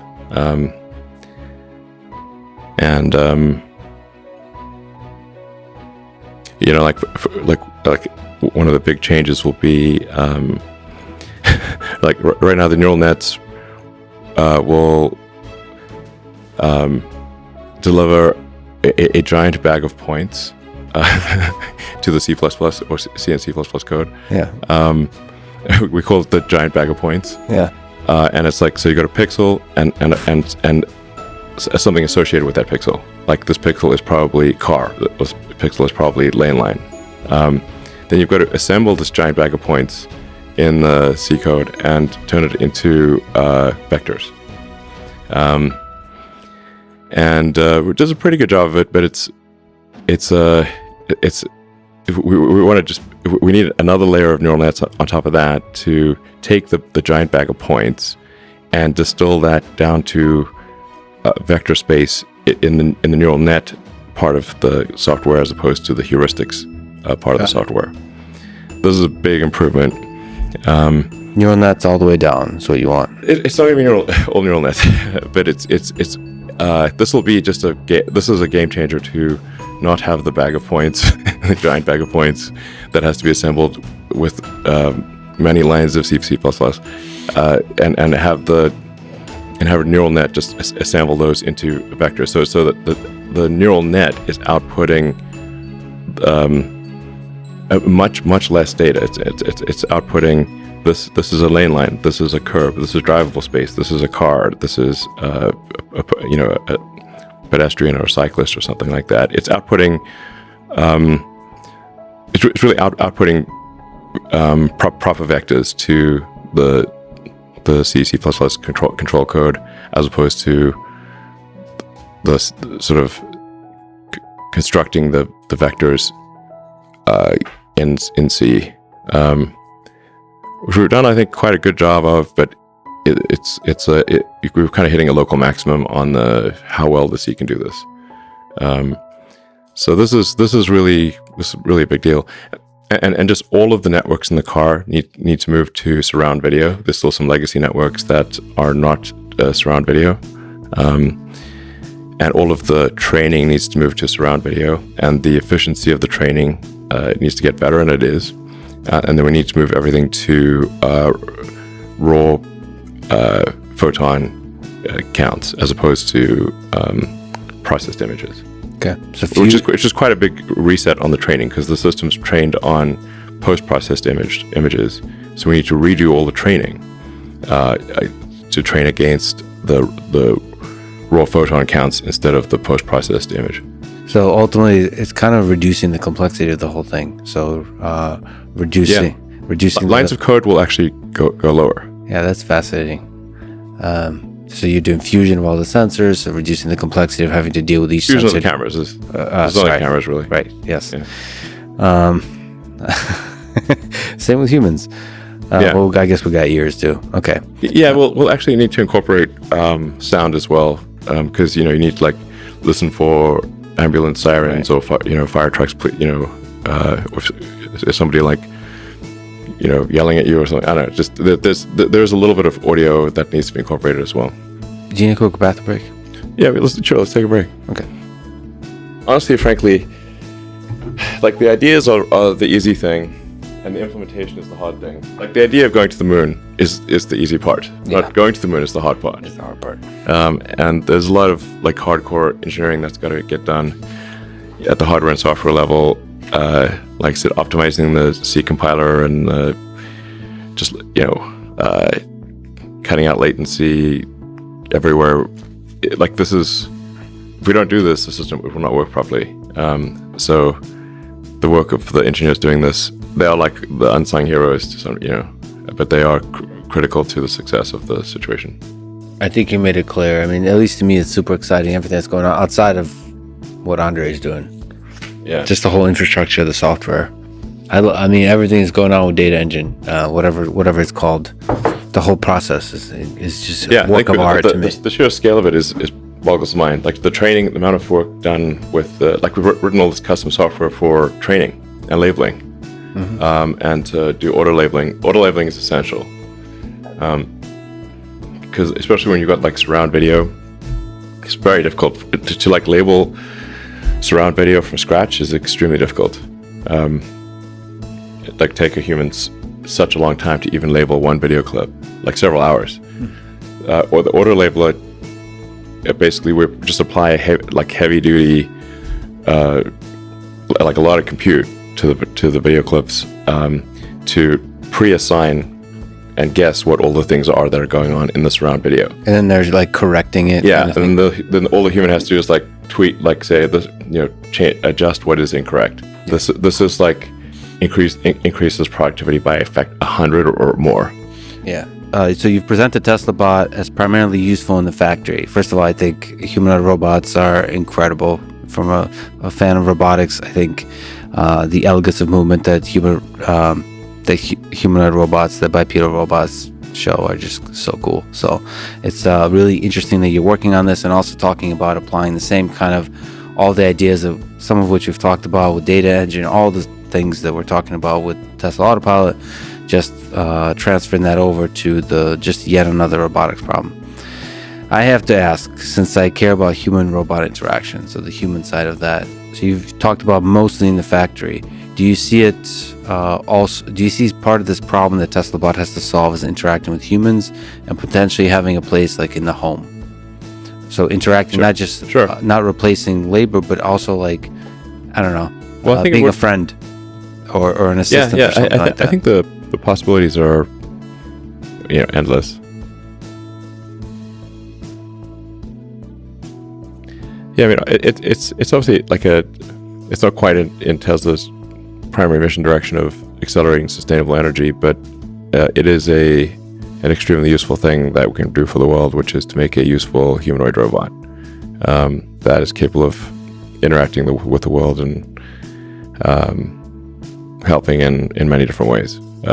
So in factories and really just I mean, I think if you say like extrapolate to many years in the future, it's like I think work will become optional. So like there's a lot of jobs that if people weren't paid to do it, they wouldn't do it. Like it's not fun, necessarily. Like if you're washing dishes all day, it's like even if you really like washing dishes, you really want to do it for 8 hours a day every day? Probably not.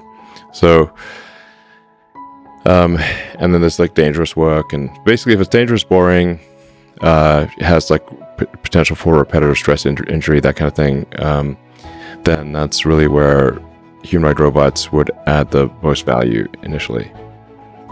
So that's what we're aiming for is to for the humanoid robots to do jobs that people don't voluntarily want to do. And then we'll have to pair that obviously with some kind of universal basic income in the future. So I think. Do you see a world when there's like hundreds of millions of Tesla bots performing different tasks throughout the world? Yeah, I haven't really thought about it that far into the future, but I guess that there may be something like that. So, can I ask a wild question? So, the number of Tesla cars has been accelerating. There's been close to 2 million produced. Many of them have autopilot. I think we're over 2 million now. Yeah. Do you think there will ever be a time when there will be more Tesla bots than Tesla cars? Yeah, I actually, it's funny you asked this question because normally I do try to think pretty far into the future, but I haven't really thought that far into the future with the Tesla bot, or it's codenamed Optimus. I call it Optimus Subprime because it's not like a giant, transformer robot. But it's meant to be a general purpose helper bot.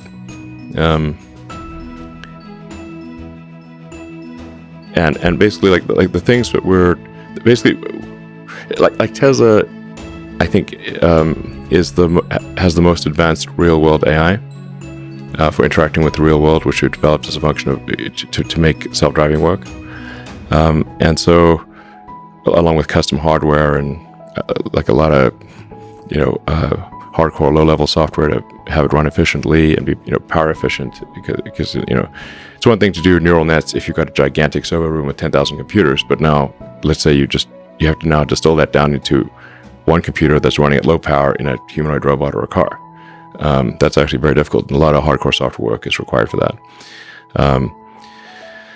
So since we're kind of like solving the navigate the real world with neural nets problem for cars, which are kind of like robots with four wheels, then it's like kind of a natural extension of that is to put it in a robot with arms and legs, and actuators.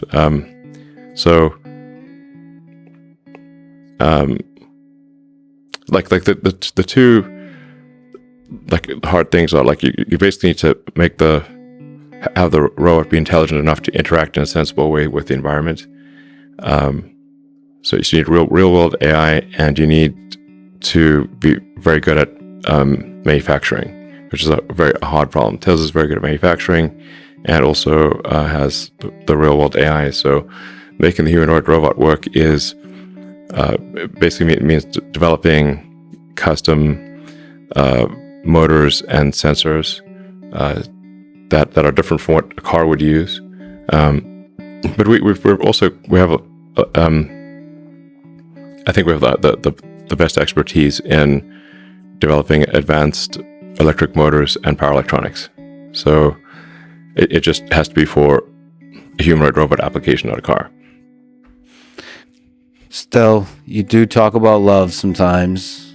So let me ask, this isn't like for like sex robots or something like that. Love is the answer. Yes. There is something compelling to us, not compelling, but we connect with humanoid robots or even legged robots, like with the dog in shapes of dogs. It seems like, there's a huge amount of loneliness in this world. All of us seek companionship with other humans, friendship, and all those kinds of things. We have a lot here in Austin. A lot of people have dogs. Sure. There seems to be a huge opportunity to also have robots that decrease the amount of loneliness in the world, or help us humans connect with each other. So in a way that dogs can. Do you think about that with Tesla at all, or is it really focused on the problem of performing specific tasks, not connecting with humans? To be honest, I have not actually thought about it from the companionship standpoint, but I think it actually would end up being, it could be actually a very good companion. And it could, you develop like a personality over time that is like unique. Like, it's not like they're just all the robots are the same. And that personality could evolve to be, match the owner or the, the owner. Well, whatever you want to call it. The companion, the other half, right? In the same way that friends do. See, I think that's a huge opportunity. I think. Yeah, no, that's interesting. Because there's a Japanese phrase I like, the wabi-sabi. The subtle imperfections are what makes something special. Yeah. And the subtle imperfections of the personality of the robot mapped to the subtle imperfections of the robot's human friend. I don't know. Owner sounds like maybe the wrong word, but could actually make an incredible buddy, basically. In that way, the imperfections, like R2D2 or like a C3PO sort of thing, you know. So from a machine learning perspective, I think the flaws being a feature is really nice. You could be quite terrible at being a robot for quite a while in the general home environment or in the general world, and that's kind of adorable, and that's like those are your flaws, and you fall in love with those flaws. So it's very much different than autonomous driving, where it's a very high stakes environment you cannot mess up, and so it's more fun to be a robot in the home. Yeah, in fact, if you think of like C3PO and R2D2, like they actually had a lot of like flaws and imperfections and silly things, and they would argue with each other. And were they actually good at doing anything? I'm not exactly sure. They definitely added a lot to the story. But there's sort of quirky elements, and you know that they would like make mistakes and do things. Like it was like it made them relatable. I don't know, enduring. So yeah, I think that could be something that it probably would happen. But our initial focus is just to make it useful. So I'm confident we'll get it done. I'm not sure what the exact time frame is, but like we'll probably have, I don't know, a decent prototype towards the end of next year or something like that. And it's cool that it's connected to Tesla, the car. So like it's using a lot of, you know, it would use the Autopilot inference computer and a lot of the training that we've done for cars in terms of recognizing real world things could be applied directly to the robot. But there's a lot of custom actuators and sensors that need to be developed. Mm-hmm. And an extra module on top of the vector space for love. That's missing. Okay. We can add that to the car too. That's true. It could be useful in all environments. Like you said, a lot of people argue in the car, so maybe we can help them out. You're a student of history, fan of Dan Carlin's Hardcore History podcast. Yeah, it's great. Greatest podcast ever. Yeah, I think it is actually. It almost doesn't really count as a podcast. Yeah, it's more like a audiobook. Yeah. So you were on the podcast with Dan. I just had a chat with him about it. He said you guys went military and all that kind of stuff. Yeah, it's literally. It was basically. I think it should be titled "Engineer Wars." Essentially, like when there's a rapid change in the rate of technology, then engineering plays a pivotal role in victory and battle. How far back in history did you go? Did you go World War II? It was mostly it was supposed to be a deep dive on fighters and bomber technology in World War II, but that ended up being more wide-ranging than that. Because I just went down a total rat hole of like studying all the fighters and bombers of World War II and like the constant rock paper scissors game that, like, you know, one country would make this plane, then it'd make a plane to beat that, and that country would make a plane to beat that, and then and really what matters is like the pace of innovation, and also access to high quality fuel and raw materials. So like Germany had like some amazing designs, but they couldn't make them because they couldn't get the raw materials, and they had a real problem with oil and fuel. Basically, the fuel quality was extremely variable. So the design wasn't the bottleneck. It was like the U.S. had kick-ass fuel that was like very consistent. Like the problem is if you make a very high performance aircraft engine, in order to make it high performance, you have to the fuel, the aviation gas, has to be a consistent mixture, and it has to have a high octane. Like high octane is the most important thing, but also can't have like impurities and stuff, because you'll foul up the engine. And Germany just never had good access to oil. Like they tried to get it by invading the Caucasus, but that didn't work too well. That never works well. Didn't work out for them. Nice to meet you. So Germany was always struggling with basically shitty oil, and so then they could not they couldn't count on high quality fuel for their aircraft, so then they had to have all these additives and stuff. Whereas the US had awesome fuel, and they provided that to Britain as well. So that allowed the British and the Americans to design aircraft engines that were super high performance, better than anything else in the world. Germany could design the engines, they just didn't have the fuel, and then also the quality of the aluminum alloys that they were getting was also not that great, and so Is this like you talked about all this with Dan? Yeah. Awesome. Broadly looking at history, when you look at Genghis Khan, when you look at Stalin, Hitler, the darkest moments of human history, what do you take away from those moments? Does it help you gain insight about human nature, about human behavior today?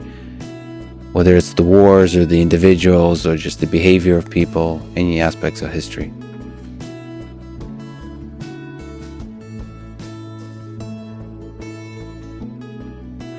Yeah, I find history fascinating.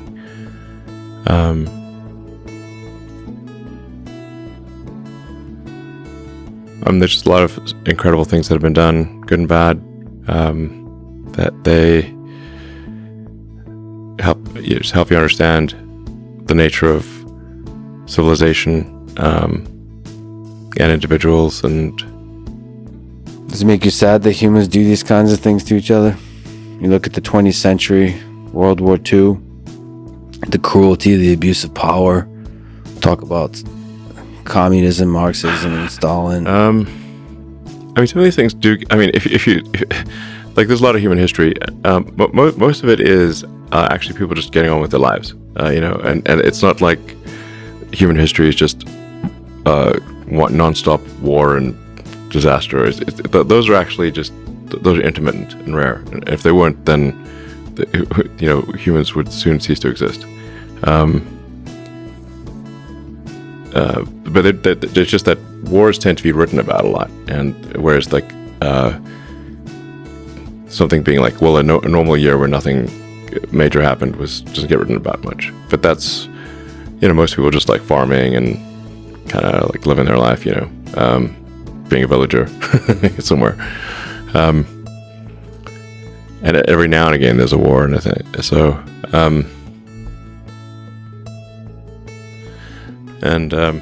I would have to say, like, there aren't very many books that where I just had to stop reading because it was just too dark. But the book about Stalin, The Court of the Red Tsar, I had to stop reading. It was just too dark, rough. Yeah. The 30s, there's a lot of lessons there to me, in particular, that it feels like humans, like all of us have that. It's the old Solzhenitsyn line, that the line between good and evil runs through the heart of every man, that all of us are capable of evil, all of us are capable of good. It's almost like this kind of responsibility that all of us have to tend towards the good. And so, like, to me, looking at history is almost like an example of, look, you have some charismatic leader that convinces you of things is too easy based on that story to do evil onto each other, onto your family, onto others. And so it's like our responsibility to do good. It's not like now is somehow different from history. That can happen again. All of it can happen again. And yes, most of the time, you're right. I mean, the optimistic view here is mostly people are just living life. And as you've often memed about, the quality of life was way worse back in the day, and it keeps improving over time through innovation, through technology. But still, it's somehow notable that these blimps of atrocities happen. Sure. Yeah, I mean, life was really tough for most of history. Really for most of human history, a good year would be one where not that many people in your village died of the plague, starvation, freezing to death, or being killed by a neighboring village. It's like, well, it wasn't that bad. It was only like, we lost 5% this year. That was, it was a good year. That would be par for the course. Yeah. Like, just not starving to death would have been like the primary goal of most people throughout history. just making sure we'll have enough food to last through the winter and not freeze or whatever. So now food is plentiful.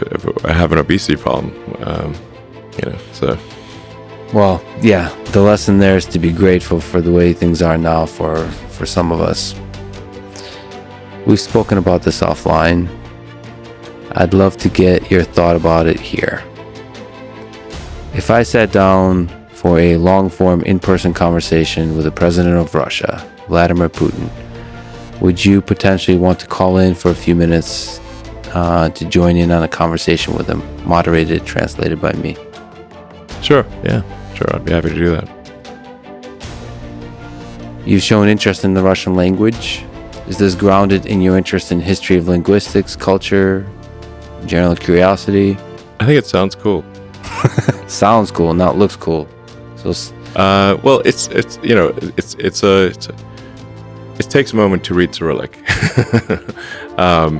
Once you know what the Cyrillic characters stand for, actually, then reading Russian becomes a lot easier because there are a lot of words that are actually the same.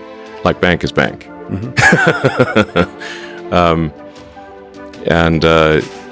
So find the words that are exactly the same, and now you start to understand Cyrillic. Yeah. If you can sound it out, then it's much. There's at least some commonality of words. What about the culture? You love great engineering, physics. There's a tradition of the sciences there. Sure. You look at the 20th century from rocketry. So, some of the greatest rockets, some of the space exploration has been done in the former Soviet Union. Yeah. So do you draw inspiration from that history? Just how this culture that in many ways, one of the sad things is because of the language, a lot of it is lost to history because it's not translated, all those kinds of, because it is in some ways an isolated culture. It flourishes within its borders. So do you draw inspiration from those folks from the history of science and engineering there? The Soviet Union, Russia, and Ukraine as well, and have a really strong history in spaceflight. Like some of the most advanced and impressive things in history were done, by the Soviet Union.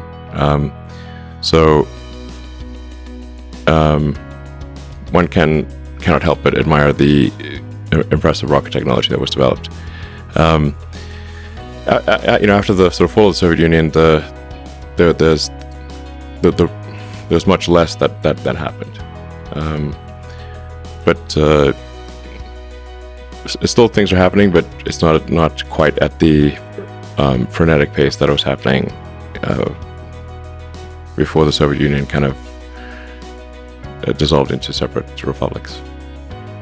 Yeah, there's Roscosmos, the Russian agency. I look forward to a time when those countries with China are working together. The United States are all working together. Maybe a little bit of friendly competition, but I think friendly competition is good. Governments are slow, and the only thing slower than one government is a collection of governments. So, yeah, the Olympics would be boring if everyone just crossed the finishing line at the same time. Yeah, nobody would watch. Yeah, and people wouldn't try hard to run fast and stuff. So I think friendly competition is a good thing. This is also a good place to give a shout out to a video titled "The Entire Soviet Rocket Engine Family Tree" by Tim Dodd, aka Everyday Astronaut. It's like an hour and a half. It gives the full history of Soviet rockets. And people should definitely go check out and support Tim in general. That guy is super excited about the future, super excited about spaceflight. Every time I see anything by him, I just have a stupid smile on my face because he's so excited about stuff. Yeah, I love people like Tim that. Dodd is really great. If you're interested in anything to do with space, he's, in terms of explaining rocket technology to your average person, he's awesome. The best, I'd say. And I should say, like, the part of the reason, like, I switched us from, like, Raptor at one point was going to be a hydrogen engine. But hydrogen has a lot of challenges. It's very low density. It's a deep cryogen, so it's only liquid at a very close to absolute zero. It requires a lot of insulation. It's so there's a lot of challenges there. And I was actually reading a bit about Russian rocket engine development, and at least the impression I had was that or Soviet Union, Russia, and Ukraine primarily were actually in the process of switching to methalox, and there was some interesting test stand data for ISP. Like they were able to get like up to like a 380 second ISP with a methalox engine, and I was like, whoa, okay, that's actually really impressive. So I think you could actually get a much lower cost, like in optimizing cost per ton to orbit, cost per ton to Mars. I think methane oxygen is the way to go. And I was partly inspired by the Russian work on the test stands with methalox engines. And now for something completely different. Do you mind doing a bit of a meme review in the spirit of the great, the powerful PewDiePie? Let's say 1 to 11. Just go over a few documents printed out. We can try. Let's try this. I present to you document numero uno. I don't know. Okay. Vlad the Impaler discovers marshmallows. Yeah, that's not bad. So, you get it? Because he likes impaling things? Yes, I get it. I don't know, 3, whatever. Oh, that's not very good. This is grounded in some engineering, some history.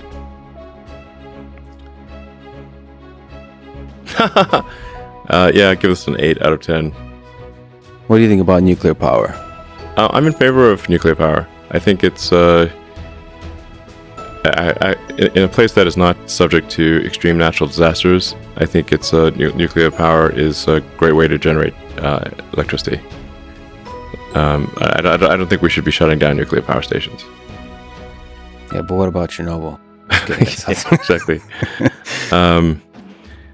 So I think people, there's like a lot of fear of radiation and stuff, and it's I guess the problem is like a lot of people just don't understand. They didn't study engineering or physics, so they don't. It's just the word radiation just sounds scary, you know. So they can't calibrate what radiation means. But radiation is much less dangerous than you'd think.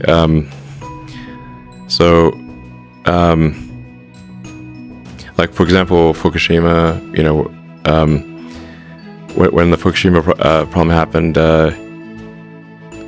due to the tsunami, I got people in California asking me if they should worry about radiation from Fukushima, and I'm like, definitely not even slightly, not at all. That is crazy. And just to show, like, look, this is how, like, the danger is so much overplayed compared to what it really is, that I actually flew to Fukushima, and I donated a solar power system for a water treatment plant, and I made a point of eating locally grown vegetables on TV in Fukushima.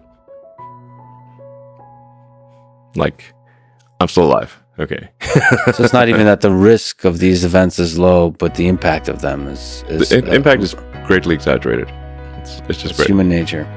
It's people don't know what radiation is. Like, I've had people ask me, like, what about radiation from cell phones causing brain cancer? I'm like, when you say radiation, do you mean photons or particles? And like, then I don't know what do you mean photons, particles? Do you mean let's say photons? What frequency or wavelength? And they're like, no, I have no idea. Like, do you know that everything's radiating all the time? Like, what do you mean? Like, yeah, everything's radiating all the time. Photons are being emitted by all objects all the time, basically. So, and if you want to know what it means to stand in front of nuclear fire, go outside. The sun is a gigantic, thermonuclear reactor. You're staring right at it. Yeah. Are you still alive? Yes. Okay, amazing. Yeah, I guess radiation is one of the words that could be used as a tool to fearmonger by certain people. That's it. And I think people just don't understand. So I mean, that's the way to fight that fear, I suppose, is to understand, is to learn.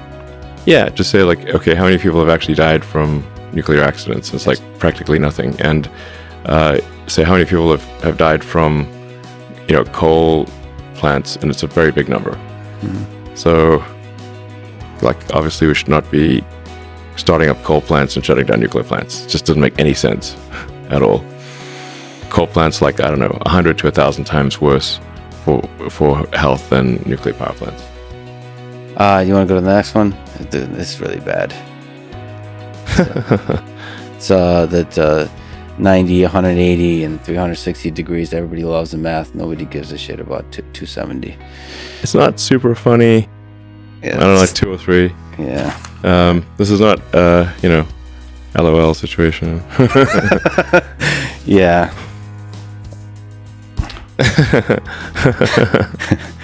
That's pretty good. The United States oscillating between establishing and destroying dictatorships. It's like a metro. Is that a metro? Yeah, What is metronome. that? Yeah. Yeah, it's I don't know, 7 out of 10. It's kind of true. Oh yeah, this is kind of personal for me. Next one. Oh man, is this Leica? Yeah. Well, no, this is Or it's like referring to Leica or something? as Leica's husband. Husband. Yeah. Hello, yes, this is Dog. Your wife was launched into space. And then the last one is him with his eyes closed and a bottle of vodka. Yeah, Leica didn't come back. No. They don't tell you the full story of, what the impact they had on the loved ones. True. That one gets an 11 for me. Just Sure. for the Soviet Let's get shutout. Oh yeah, this keeps going on the Russian theme. First man in space, nobody cares. First man on the moon. Well, I think people do care. No, I know, but there is Yuri Gagarin's names will be forever in history, I think. there is something special about placing, like, stepping foot onto another totally foreign land. It's not the journey like people that explore the oceans. It's not as important to explore the oceans as to land on a whole new continent. Yeah. Oh, this is about you. Oh yeah, I'd love to get your comment on this. Elon Musk, after sending $6.6 billion to the UN to end world hunger, you have 3 hours. Yeah, well, I mean, obviously, $6 billion is not going to end world hunger. So, I mean, the reality is at this point, the world is producing far more food than it can really consume. Like, we don't have a caloric constraint at this point. So, where there is hunger, it is almost always due to it's like civil war or strife or some like it's not a thing that is. It's extremely rare for it to be just a matter of like lack of money. It's like, it's like there's a civil war in some country, and like one part of the country is literally trying to starve the other part of the country. So it's much more complex than something that money could solve. It's geopolitics. It's a lot of things. It's human nature. It's governments. It's monies, monetary systems, all that kind of stuff. Yeah, food is extremely cheap these days. It's like I mean, the U.S. at this point, among low-income families, obesity is actually another problem. It's not like obesity it's not hunger. It's like too much, too many calories. So it's not that nobody's hungry anywhere. It's just this is not a simple matter of adding money and solving it. What do you think that one gets? Just kidding. 2. Just going after empires. World, where did you get those artifacts? The British Museum. Shout out to Monty Python. We found them. Yeah, the British Museum it's pretty great. I mean, yeah. Admittedly, Britain did take these historical artifacts from all around the world and put them in London, but it's not like people can't go see them. So it is a convenient place to see these ancient artifacts is London for a large segment of the world. So I think on balance the British Museum is a net good. Although I'm sure that a lot of countries would argue about that. Yeah. It's like you want to make these historical artifacts accessible to as many people as possible. And the British Museum, I think, does a good job of that. Even if there's a darker aspect to like the history of empire in general, whatever the empire is, however things were done, it is the history that happened. You can't sort of erase that history, unfortunately. You could just become better in the future. That's the point. Yeah, I mean, it's like, well, how are we going to pass moral judgment on these things? Like, it's like if one is going to judge, say, the British Empire, you're going to judge, what everyone was doing at the time, and how were the British relative to everyone. And I think the British would actually get like a relatively good grade, not in absolute terms, but compared to what everyone else was doing, they were not the worst. Like I said, you got to look at these things in the context of the history at the time, and say what were the alternatives, and what are you comparing it against? Yes. And I do not think it would be the case that Britain would get a bad grade in when looking at history at the time. If you judge history from what is morally acceptable today, you basically are going to give everyone a failing grade. Yeah. I'm not clear. I don't think anyone would get a passing grade in their morality of, like, you go back 300 years ago, like who's getting a passing grade? Basically no one. And we might not get a passing grade from generations exactly. that come after us. What does that one get? Sure, 6, 7. For the Monty Python, maybe. I always love Monty Python. They're great. Life of Brian and the Quest of the Holy Grail are incredible. Yeah. Damn, those serious eyebrows. Brezhnev. How important do you think is facial hair to great leadership? Well, you got a new haircut. How does that affect your leadership? I don't know. Hopefully not. It doesn't. Yeah, the second is no one. There's no one competing with Brezhnev. Number 2. Those are like epic eyebrows. So, sure.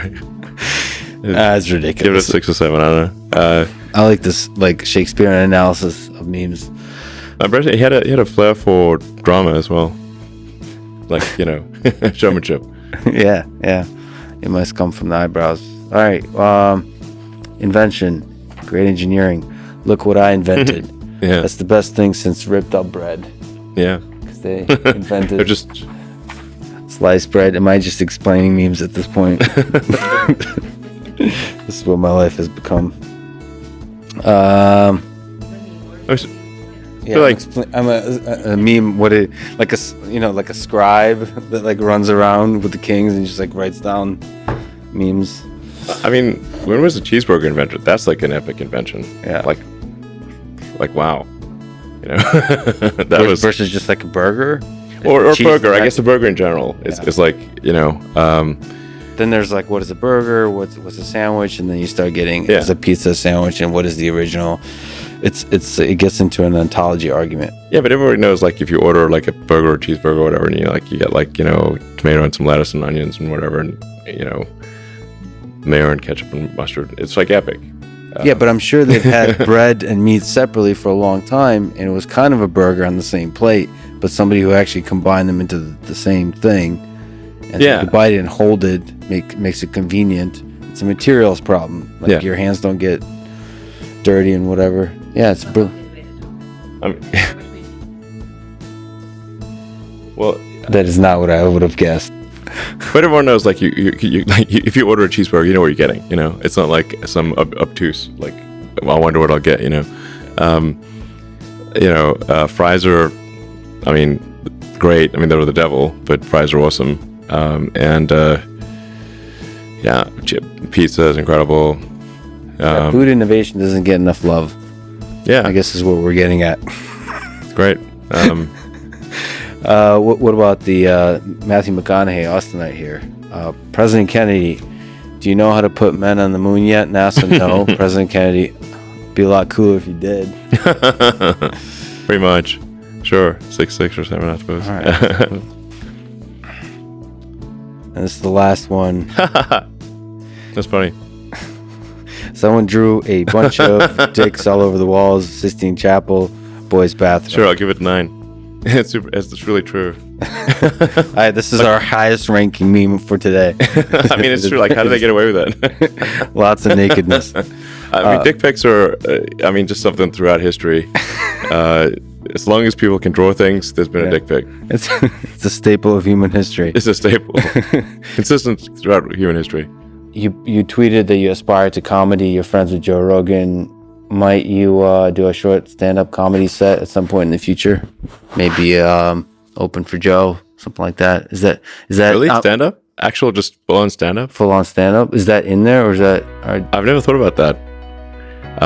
It's extremely difficult. If at least that's what like Joe says and the comedians say. Huh? I wonder if I could. Only one way to find out. I have done stand-up for friends, just impromptu.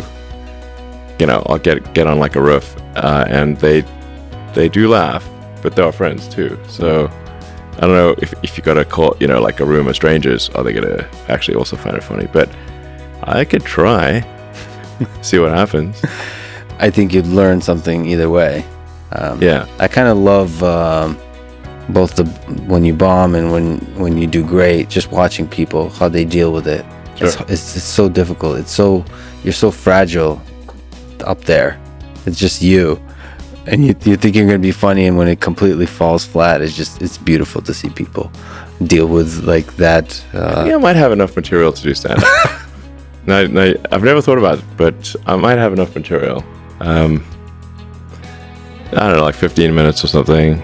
Oh yeah. Do a Netflix special. Netflix special, sure. What's your favorite Rick and Morty concept?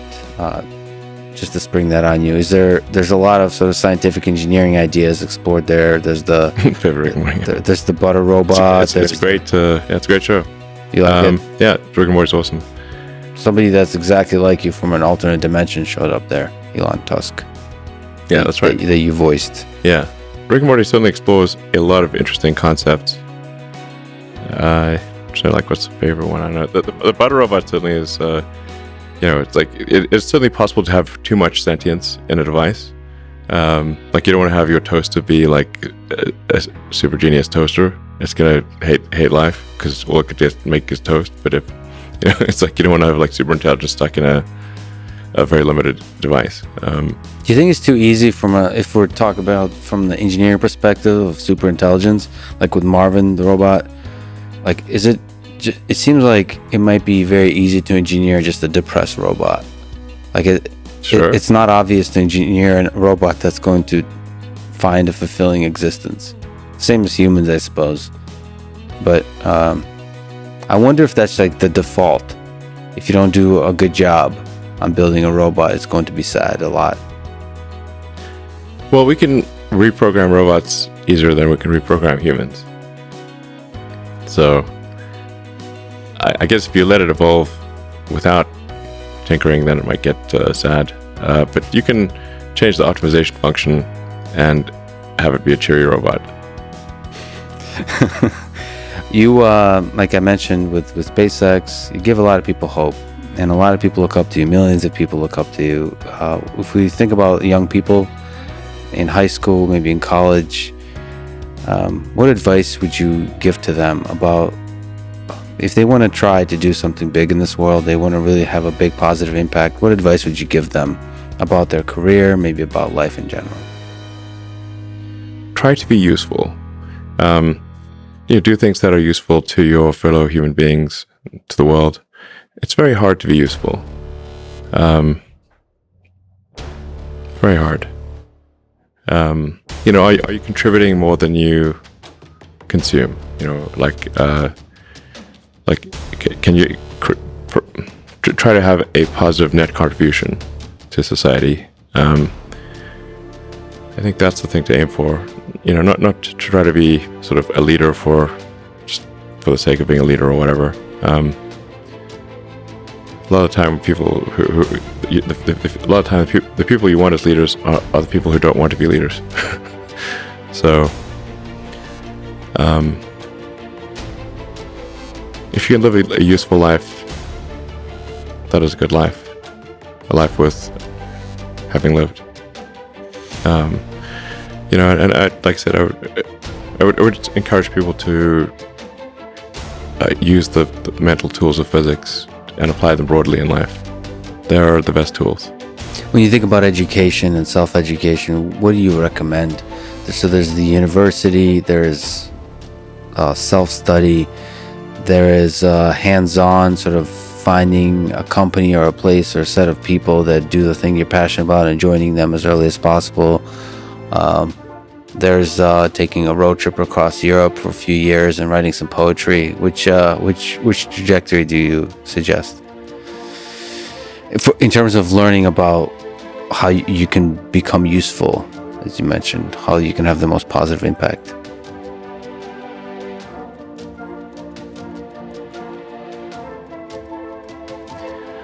But I'd encourage people to read a lot of books.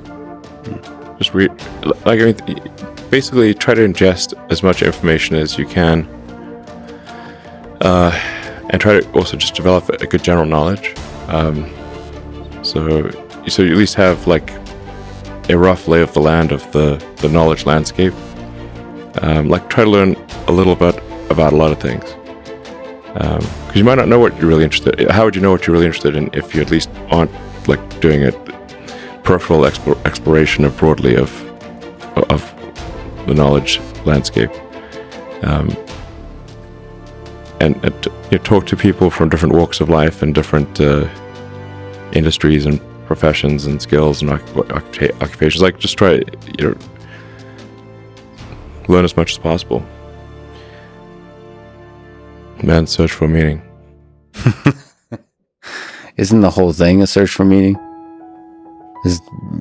Yeah, what's the meaning of life and all, But just generally, like I said, I would encourage people to read broadly, in many different subject areas, and then try to find something where there's an overlap of your talents and what you're interested in. So people may be good at something, or they may have skill at a particular thing, but they don't like doing it. Mm-hmm.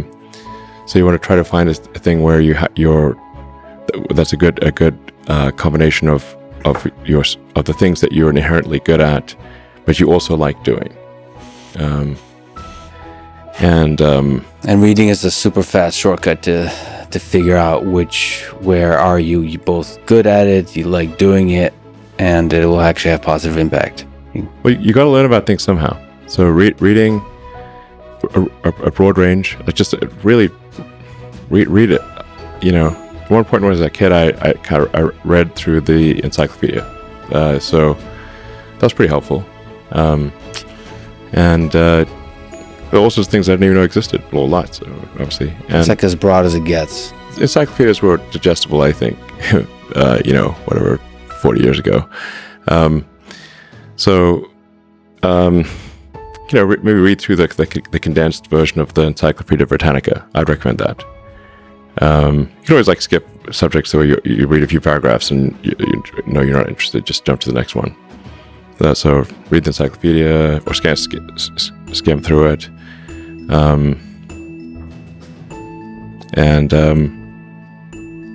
But I put a lot of stock and certainly have a lot of respect for someone who puts in an honest day's work to do useful things. And just generally to have not a zero-sum mindset, have more of a grow the pie mindset. If you sort of say when we see people perhaps including some very smart people kind of taking an attitude of doing things that seem morally questionable, it's often because they have at a base sort of axiomatic level a zero-sum mindset, and they, without realizing it, they don't realize they have a zero-sum mindset, or at least they don't realize it consciously. And so if you have a zero-sum mindset, then the only way to get ahead is by taking things from others. If the pie is fixed, then the only way to have more pie is to take someone else's pie.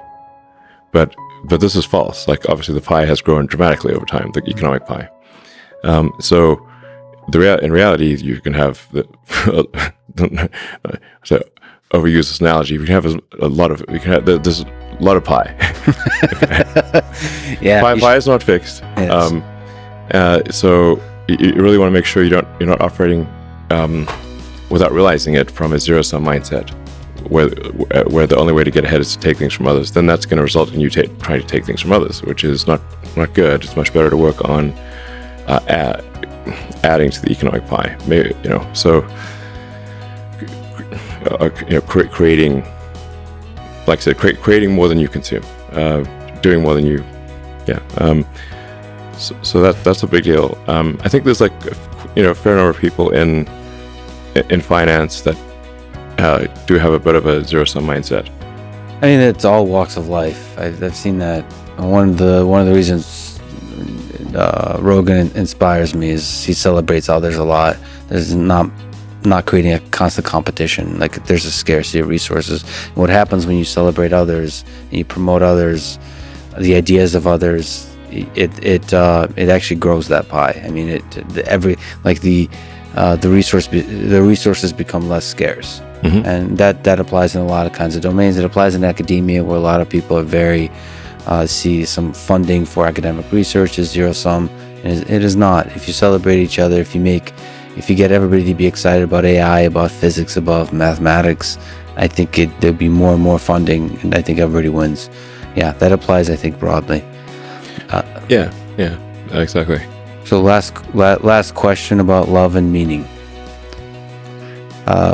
What is the role of love in the human condition broadly and more specific to you? How has love, romantic love or otherwise, made you a better person, a better human being? Better engineer? Now you're asking really perplexing questions. It's hard to give a... I mean, there are many books, poems, and songs written about what is love and what exactly, what is love? Baby, don't hurt me. That's one of the great ones. Yes. Yeah. You've earlier quoted Shakespeare, but that's really up there. Yeah. Love is a many splendored thing.